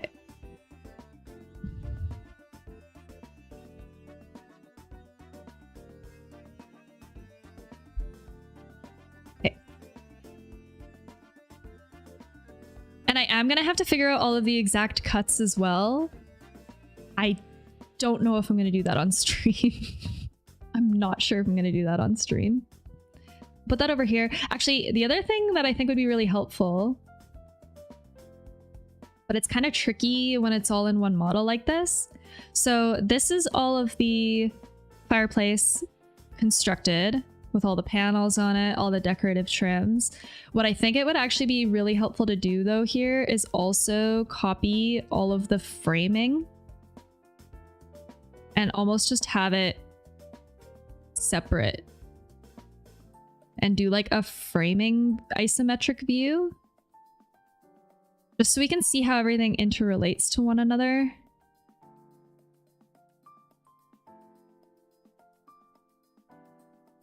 Because that's the big thing that's really important here is the relationship of all these joints. I have a very specific desire to hide a lot of unnecessary joints. I don't want it to look sloppy. We want it to be as clean as possible. I need these bottom ones too. All this stuff down here. Hit 4, and this is the last one, I think. So I think it should just be as easy as copy and pulling this back. There we go. All right, so there's our little framed box. I mean, if I were doing this properly, I would probably also do a separate breakout drawings because we want this to be in 3 pieces, as I mentioned, and then assembled anytime it goes to a site. This is for special events. This is not to stay permanently in a house, so it needs to be easily transportable. So like this base, the middle body, and the top mantle, 3 separate pieces. So even you can see like here, like I'd almost break out 3 separate drawing sheets, I guess, for each of these parts. This is enough for now though. Because I can literally, like, I can count how many pieces I need at which width I need them based off of these towers. So I'll keep this here for now. Our plan sheets shouldn't really change at all, though. Now we're gonna do some dimensions. We need some overalls. I know we want this to be exactly 5 feet wide on the base. I guess it's 3 foot 1.5 inches tall. I was aiming for closer to 3 feet, but we'll take the 1.5 inches. I think that's the mantle piece that's causing it. This guy's 4 inches.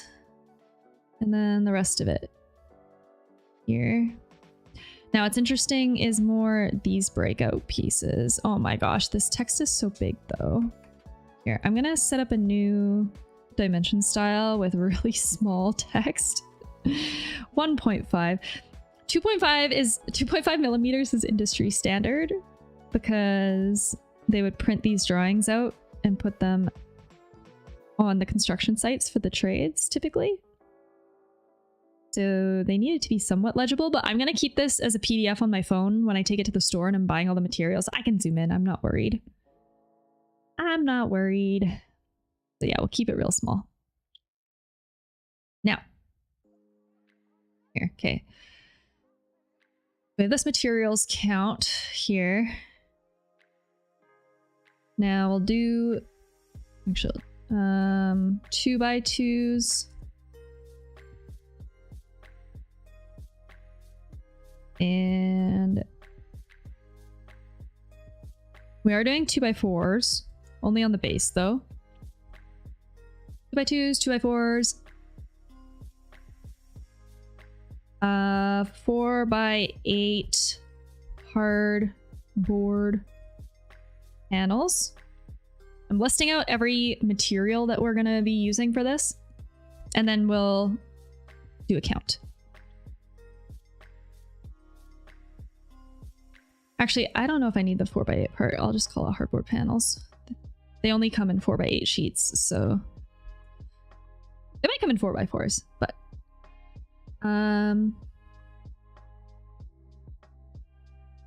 12mm plywood. Okay. There was, oh yeah, 2.5-inch MDF trim at the top and the bottom. What else? We have this kind of trim, and this kind of trim is separate. So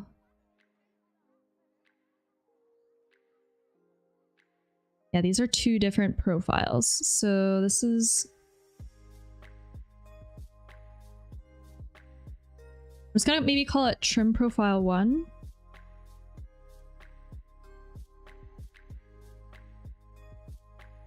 It's the horizontal trim. Trim profile 2 is the rectangles. I'm just picking arbitrary terms so I know. I remember what they're referring to. There's not really much rhyme or reason to this though. Actually, here, I'll unbold those. And then I think the last thing is just this crown molding trim. Top mantle trim.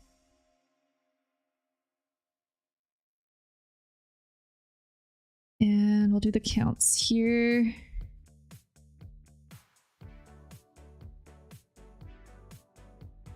And then I gotta math this out.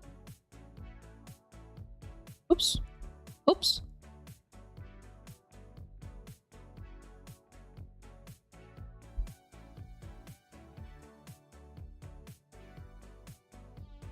Okay.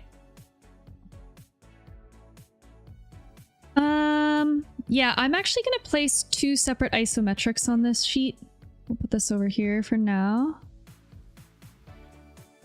I'm gonna place one of the framing and one of the finished fireplace. So the first one, where's my 3D view? Is this one? I'm gonna call this finished fireplace. And duplicate view, fireplace framing.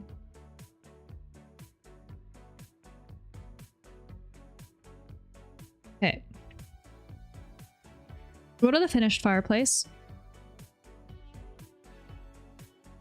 I'm gonna crop the other one out. We'll make this as close as possible. I don't want the floor in it. I don't care. Or the level. We'll do a 3D like this. I almost want it to be a little bit lower so we can see. Make it shaded. Actually, does this help or is this more confusing? Maybe I'll do it like this. Okay. And now what I'm going to do is I'm going to save orientation and lock this view. There we go. So now if I go to my plans, I can drag it. I don't want a title though. And then we'll do the same thing with the framing. Quickly. Because there's a very good chance that I'm going to take this sheet that I PDF and I'm going to put it on my iPad and then just like sketch some stuff over when I'm actually trying to build it later tonight. So, but we're almost there. I was trying to do this in under 2 hours and we're at 1:53. We're almost there. We're almost there. Okay, hide this. And late as possible. Oh, like this. I'm gonna hide. Oh no, I do on my side. Okay. Actually, oh, we should save this. That's important. Okay. Is shaded or consistent colors? Actually, shaded might be more helpful in this instance because we're trying to figure out the framing. So, what's better? Maybe this way? I'm just trying to get a good view of all the relationships between the framing joints so that I know how things tie together. Save orientation and lock view. So now...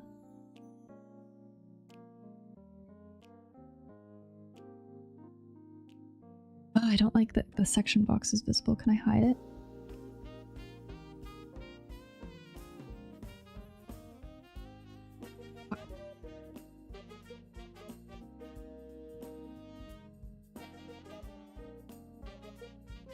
Oh no! Shit. Why'd it get so big? That was an accident. I shouldn't have done that. I regret. I regret. I regret. I regret. I regret. I regret.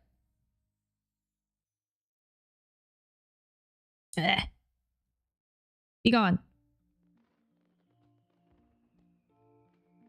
And sides. When I PDF it, you won't see this box. So, I guess it's fine. There we go. I actually might put this one. Okay, so I'll put this one over here with the elevations. And then I'll put this framing ISO maybe at the very end. Like that. I'm really excited to actually build this so that, like, I'm doing my best to communicate the vision. But I hope you understand the vision. All right. I'm gonna rename this. Framing ISO. And I'll pull this up. There. Nice. Okay. Now, we're doing a materials count, so I can go to the hardware store. Gotta figure out how many... Maybe I'll do 2x4s first, because that's only in the base.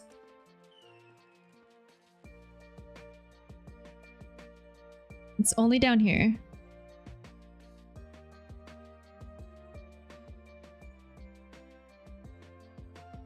So we're doing 2 long continuous 2x4s at the front and the back. Oh, I need the smaller dimension.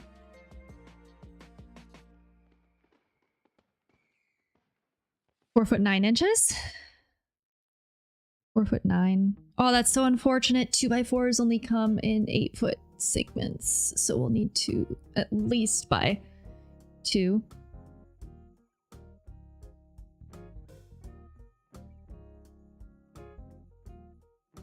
I'll make this as close as I can.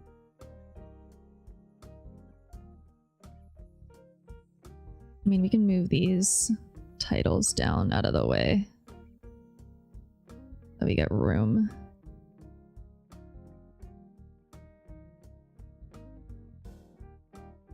And then these side ones, there is 1, 2, 3, 4 of these side pieces. And they are not continuous. They are 1 foot, 1.5.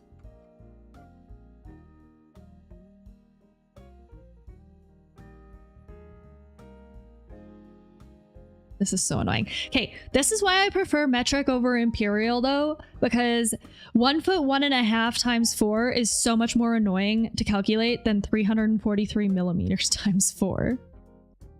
I'm gonna do this in millimeters for now and then convert it back to imperial. So in Western Canada, it's the most annoying thing. We do all of our construction planning in metric, in millimeters or meters, and then all of the materials that you can buy are in imperial. And I don't know why we do both. It's the most confusing thing ever. It's so annoying. But, okay. So 1448 times 2 and then 343 times 4. Plus, I need brackets. Uh-oh.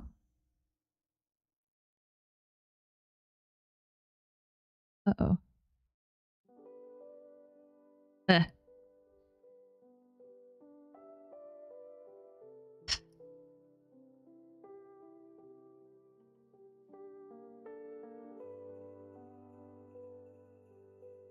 So 4.3 meters. Or here. I'll just type it here.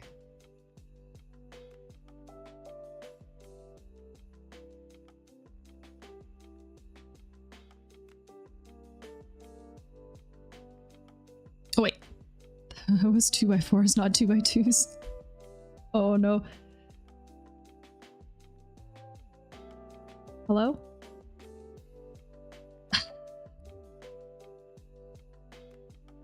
Okay. And I can even go to... This is so annoying to do this. Then we go to Google. See, I don't know. I wish that Western Canada... I wish that Canada as a whole would just settle on the metric system. It's so much better. It's exactly 14 feet, so that's really easy.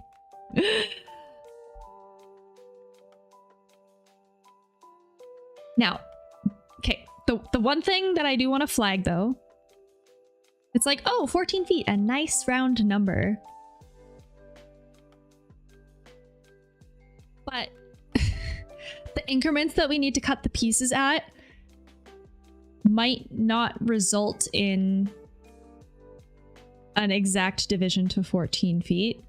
So I'm gonna need to I'm gonna do this off stream, but I'm gonna need to work out if, do we need exactly, I mean, this equals to 2 2x4s because they come in 8-foot increments. That's 16. I mean, I guess I could get a 12-foot one, but I'll have to work this out when I go through the lengths of each piece. To see if 2 2x4s will suffice to cut into all of the pieces that we need. Oh, so sorry, I didn't jump back to Revit. There we go. 2x2s is the big one. This is one that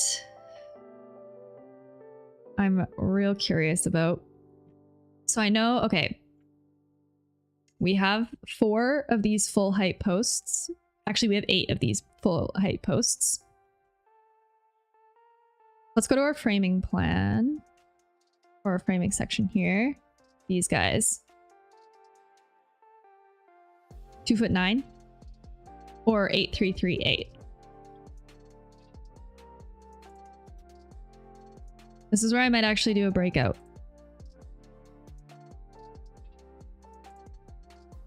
Times 6. Oh, sorry, times 8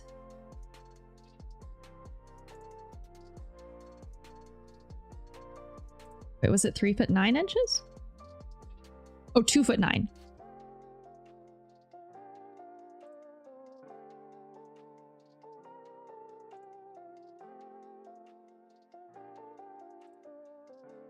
So that's all the vertical ones, and then these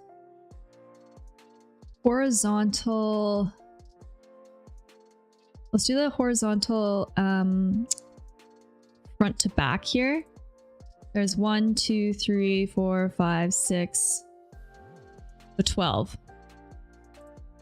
And so that is these ones here, 11 inches.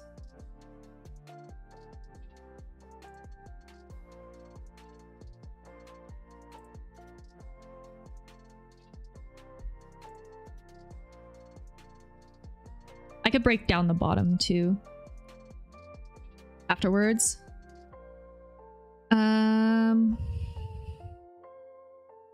This is the front to back horizontal, and then we'll do side to side horizontal at the towers. That'll be from the front view again. One here. Here to here. Exactly a foot. That makes it easy. So 1, 2, 3, 4, 5, 6, 12.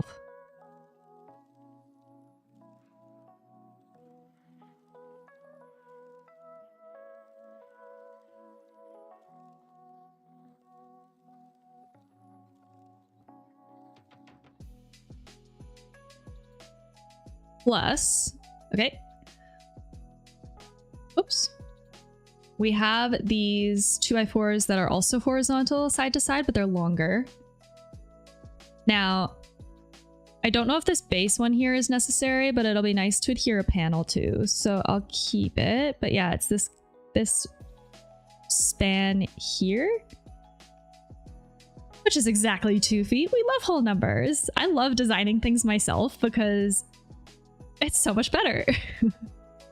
When I'm trying to work off of other people's stuff, it's always like really, the clients really like unconventional sizes of things. Okay, 1, 2, 3, 4, 5.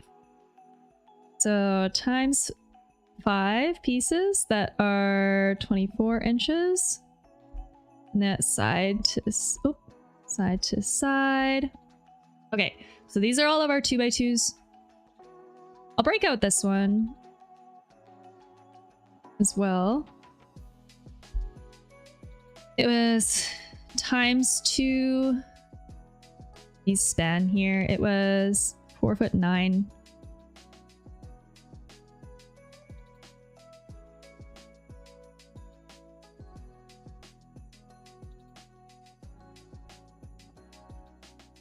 And then 1 foot 1.5.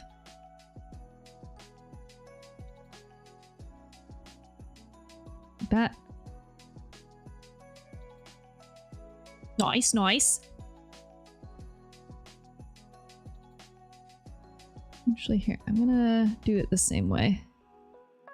I'll do the total at the top, and then I'll do the breakout at the base. We might run out of space here. I could do it off to the side, though, and we'll keep going. Welcome to the world of estimating, by the way. The world of estimating. That's all the 2x4s. That was just the base. 2x2s. And now it's the hardboard panels. Oh, actually, where's my... I'll do the MDF trim next. I'll calculate the totals at the end.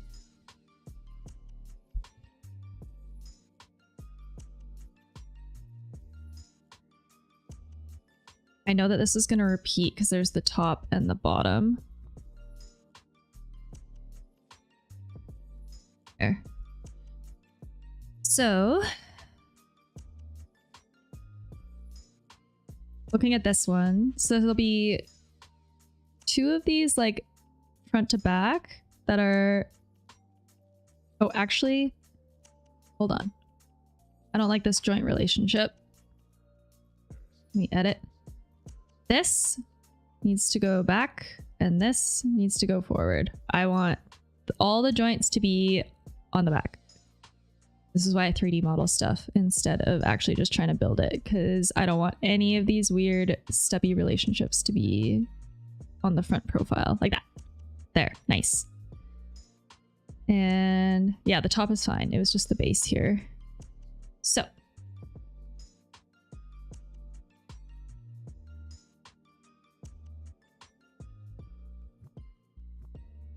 (1.5 feet).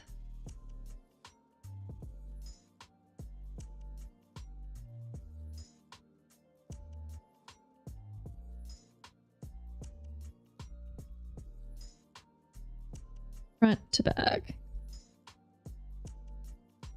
And then this one will span, I think this is going to be a 5-foot span for sure. That's the overall we want, right? Yeah, 5. Exactly 5 feet. Hoi, hoi, hoi. 5 feet. And then this is the top. Oh. I guess I could also do it from here. This one. 418, 1.4 feet.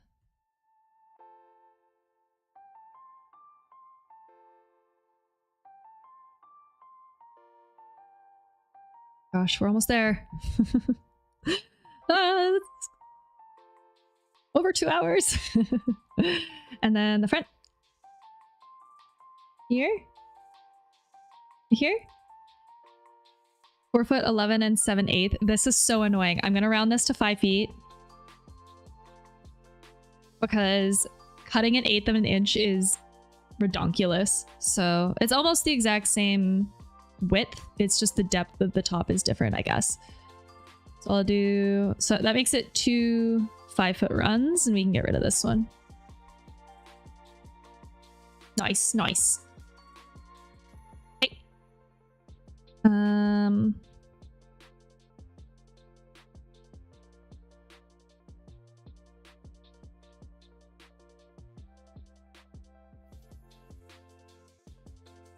Ugh. Fractional math is so hard. Okay. So 2'9" times 8.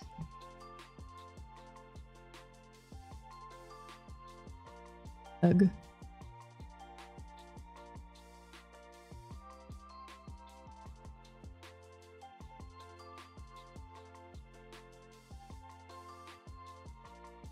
These are the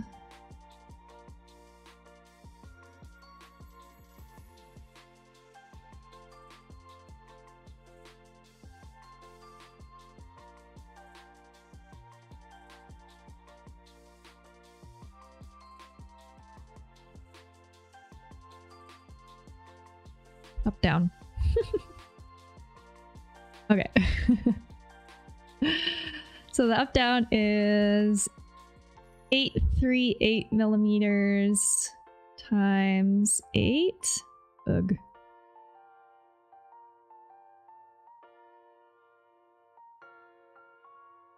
$66.704. Gotta make this bigger now. Bigger.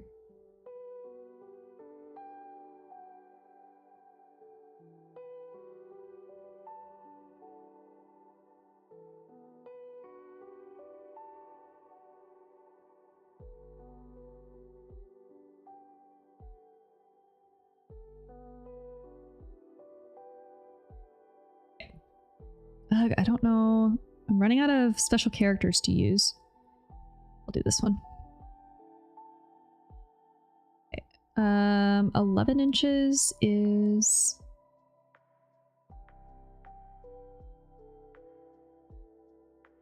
279 is 12. 33. 48 millimeters. And so these are all the totals. These are added up. 305 times 12. I know that one. 3660.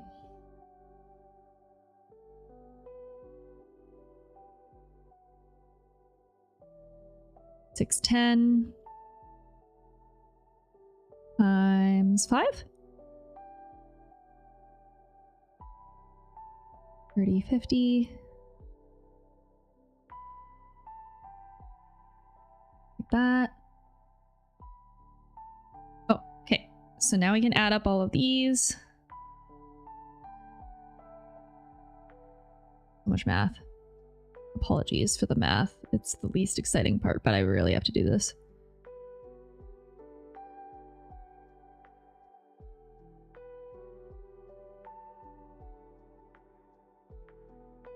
Wait, hold on. 4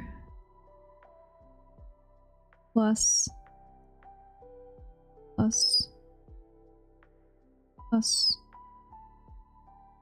equals this number.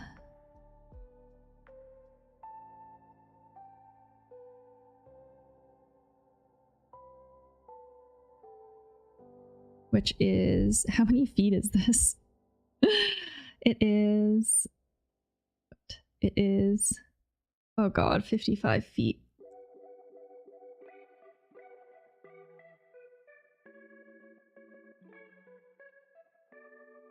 Of 2x2s. Oh god. What is that divided by 8? 7 2x2s. They're not that expensive. It's not that bad. 7 is not that bad. Okay. These guys.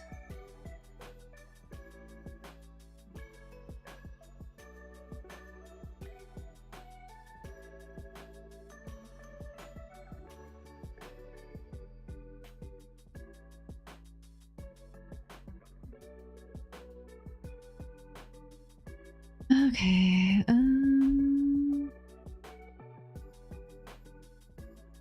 this is for the trim, right? Here. 1'4.5" is 418. 836.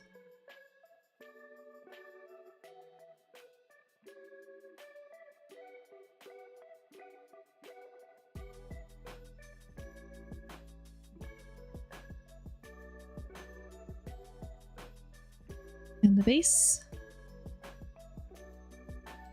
here, 445 times 2,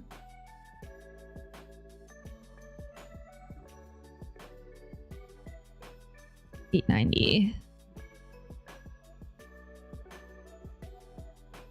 I think these are the hardest ones.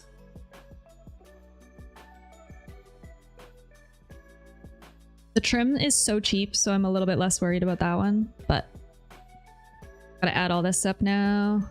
So 890 plus 3050, 836, 4776 millimeters, or how many feet is that?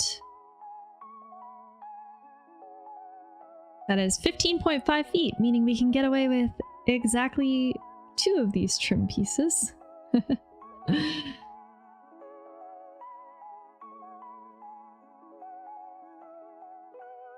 And we might have some trim in my arsenal at home that we can use for this, so. Okay. Hardboard panels. So this is where we're looking at...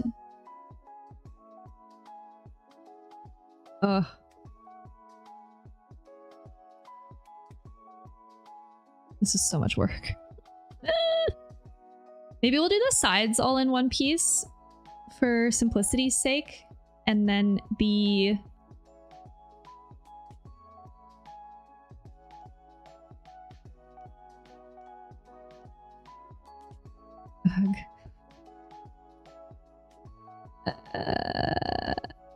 we'll do the plywood first.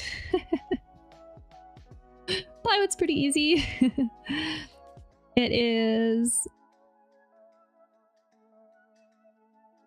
1'5" by 4'11", and then this one is, oops.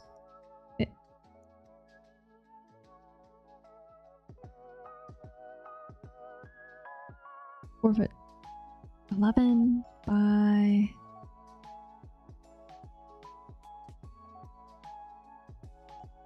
4'18".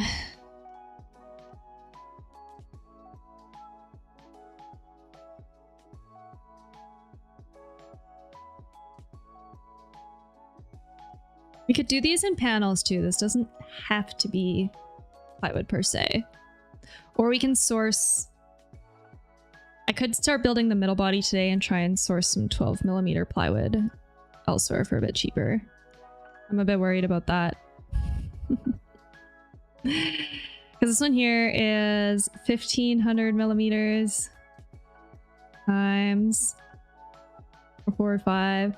I mean, what matters more though is if we can cut this out of one sheet of plywood. And based off of this, this is almost 3 feet across. You put them side by side, and then 5 feet tall. So you could definitely get away with one 4x8 piece of 12mm plywood.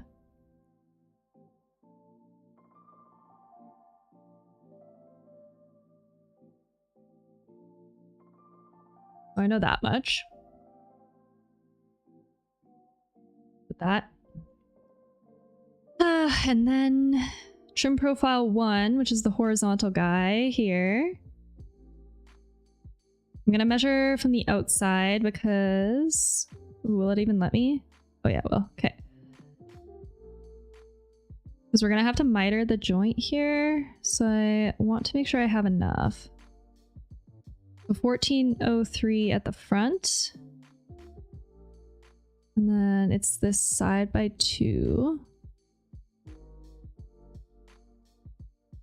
371 times 2 equals 742 plus 1403.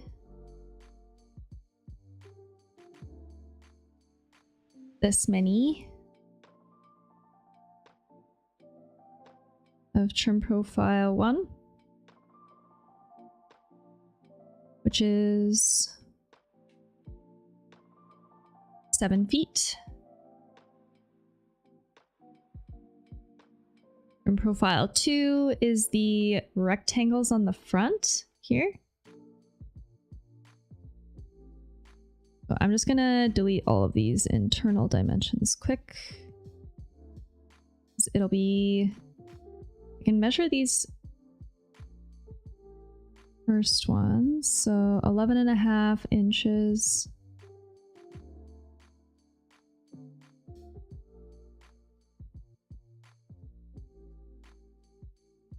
And then,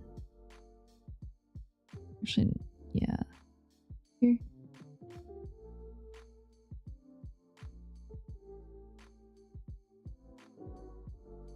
All right.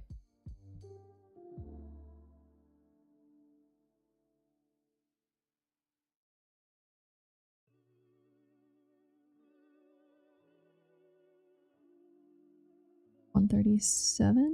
Yep.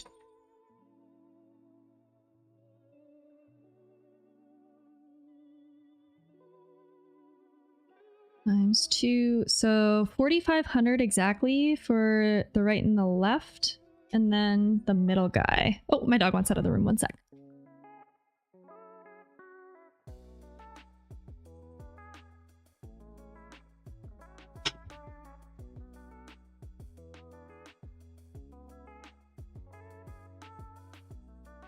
Okay.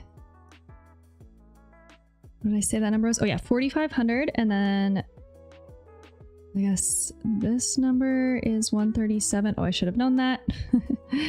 And this number here, 598. Okay.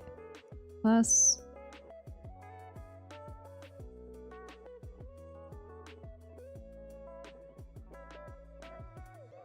All right, so this is how much of the smallest trim. This, oh my gosh. Which is, I just let him out and I think he wants back in. 19.6 feet.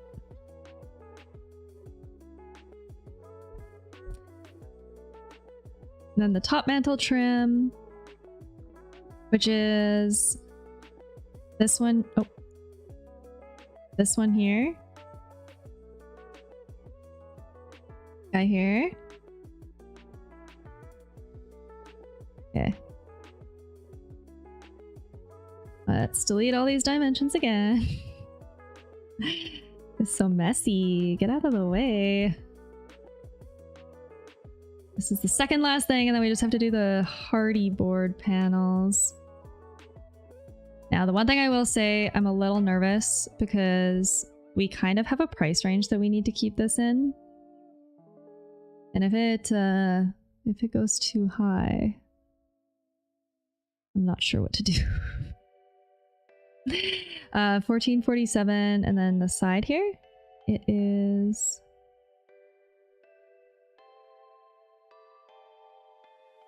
1 foot 3.5. Okay, so let's do this math. 393 plus 1447. All right, so this is the last trim. This one.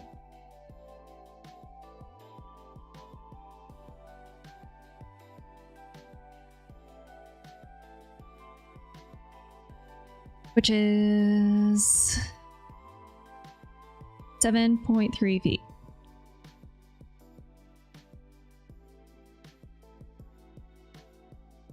Okay. The last one is the hardboard panels.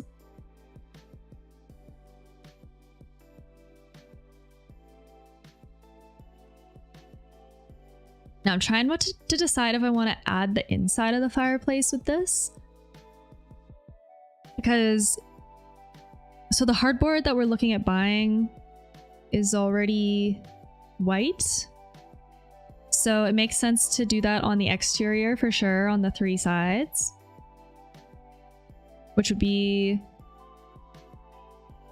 2'9". I'll delete all these. It'd be 2'9" high. Oh, sorry, 850. God, I keep switching between millimeters and inches. It's the most confusing thing. Okay. 850 times 356 equals a really big number, which is 306 millimeters square. I'm just gonna go millimeters square to feet square. Okay, so one side is 3.25 square feet.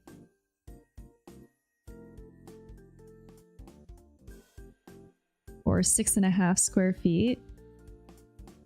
But see, no, I can't do it this way because I have to figure out, oh god, I have to figure out how many 4x8 sheets we need.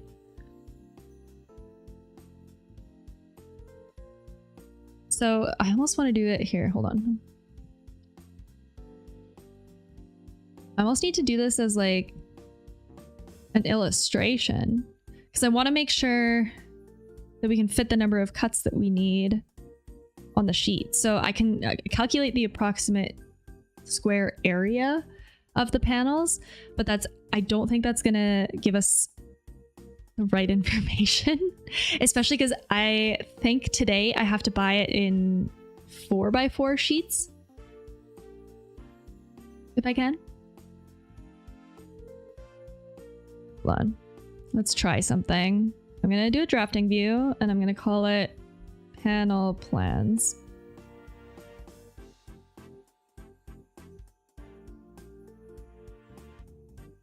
And what I'm gonna do, What are the actual dimensions? I think they're actually cut at 4x8. So I will do a box. I'm gonna draw a box that is 4 feet by 8 feet. This is how big a panel is. And now if we go back to our plans here. There. Okay, so I'll put this on the side. And we might have more than one of these, I'm not sure.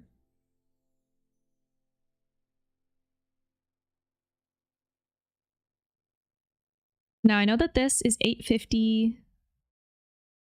I'm just gonna draw rectangles basically. 850 by 356, and there's 2 of them. So what I'm gonna do is I'm gonna go here. I'm gonna do a filled region. A solid? I don't know. I'll do a diagonal one. So 356 by 850. Okay. There we go. And we have 2 of these. Okay. I'm gonna just like overlay these on our plywood panel and see how many we can configure together. So now on the front here, let's get rid of all of our extra dimensions again because it's messy. All right. So we're gonna do 3 separate pieces on the front here. We're gonna do the side ones. Go to here. And then these ones are whatever's left over. This is not this exact measurement because there's an overlap. But I'll start by making these 2 lower ones maybe first. So this is 533 and 393. So we'll make more regions. Create region. 533. 393. 533. Okay. And there's 2 of these. That's the side and this side. And these are the left and the right side. God, this is the most tedious thing ever. The height of this. So the overall height of the panel would have been 850 minus 533. So the height of this guy is actually 317. You just, because it overlaps into the mantle top. Annotate. Region. All right. 317. 317. And then the overall width, I think, is actually gonna be 5 feet. No, it'll be less. Hold on. I'm just gonna draw a rectangle. I'll fix it in a second. We have to measure.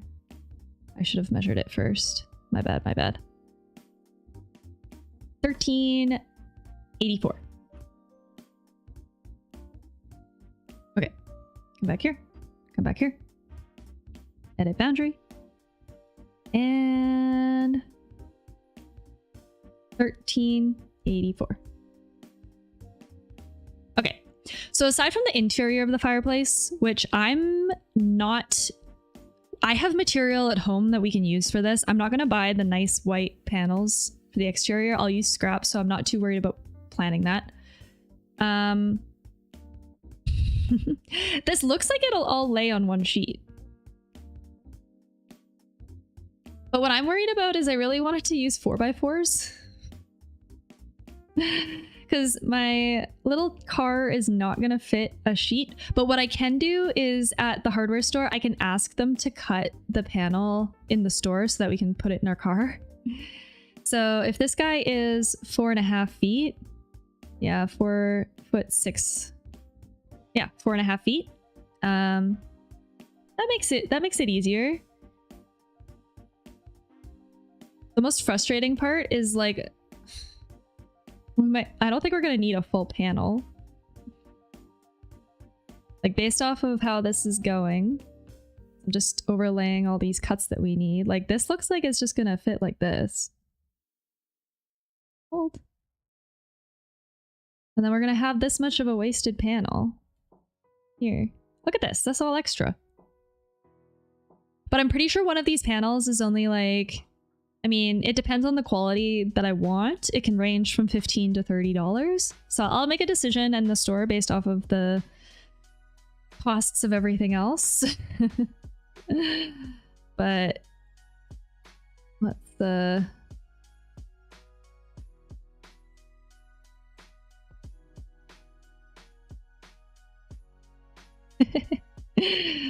There we go. So these are all the panel cuts that we need. I fit this on my sheet. I'm running out of space. We have to get a little squishy, huh?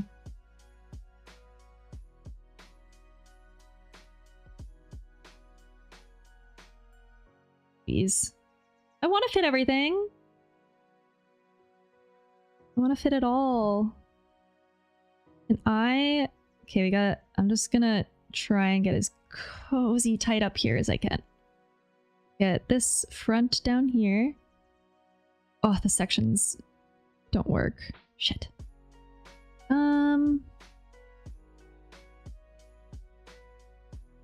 I can rotate this whole thing. One sec. Maybe it's better. And it'll keep all of my text legible, so that helps a lot. This is the material. Okay, I need a bigger sheet than this. I think this is... Oh, I don't have one. I'll put the framing ISO here.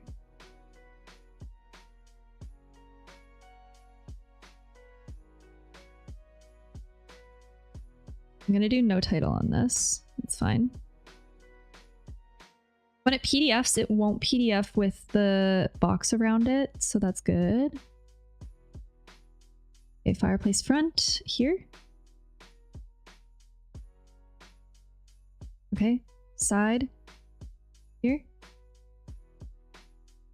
Oh, this text is so big. I want this panel plan here. And then this guy. 1 feet of 4 by 8. Okay. I have all my materials. I have this all. Yeah, this actually is feasible. This is doable. Okay. This goes here. Now,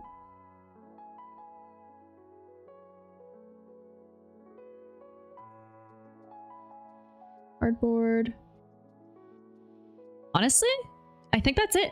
I think that's it for the plans. This is all I need to get going on the construction. Okay. So this is our RGB party fireplace that we're going to use at our Christmas party. I need to go actually buy the materials right now. I'm trying to work on this most of the evening. I'm going to do as many cuts as I can. And there is a chance I may or may not be live later tonight, live streaming the assembly of this. If not, it'll end up on my YouTube channel at the end anyways. I'll just film it. So don't hold your breath, but I'll try. I'll try. Yeah, that's it for me. That's it for now. I am not sure when I'm going to be live next because my whole life is occupied by this show right now. I do have to plan some gingerbread facade fronts tomorrow as well though, so maybe I'll be live tomorrow doing that. TBD. Otherwise, thank you so much. I appreciate you hanging out. That's it. That's all. Enjoy the rest of your weekend. Take care. Bye.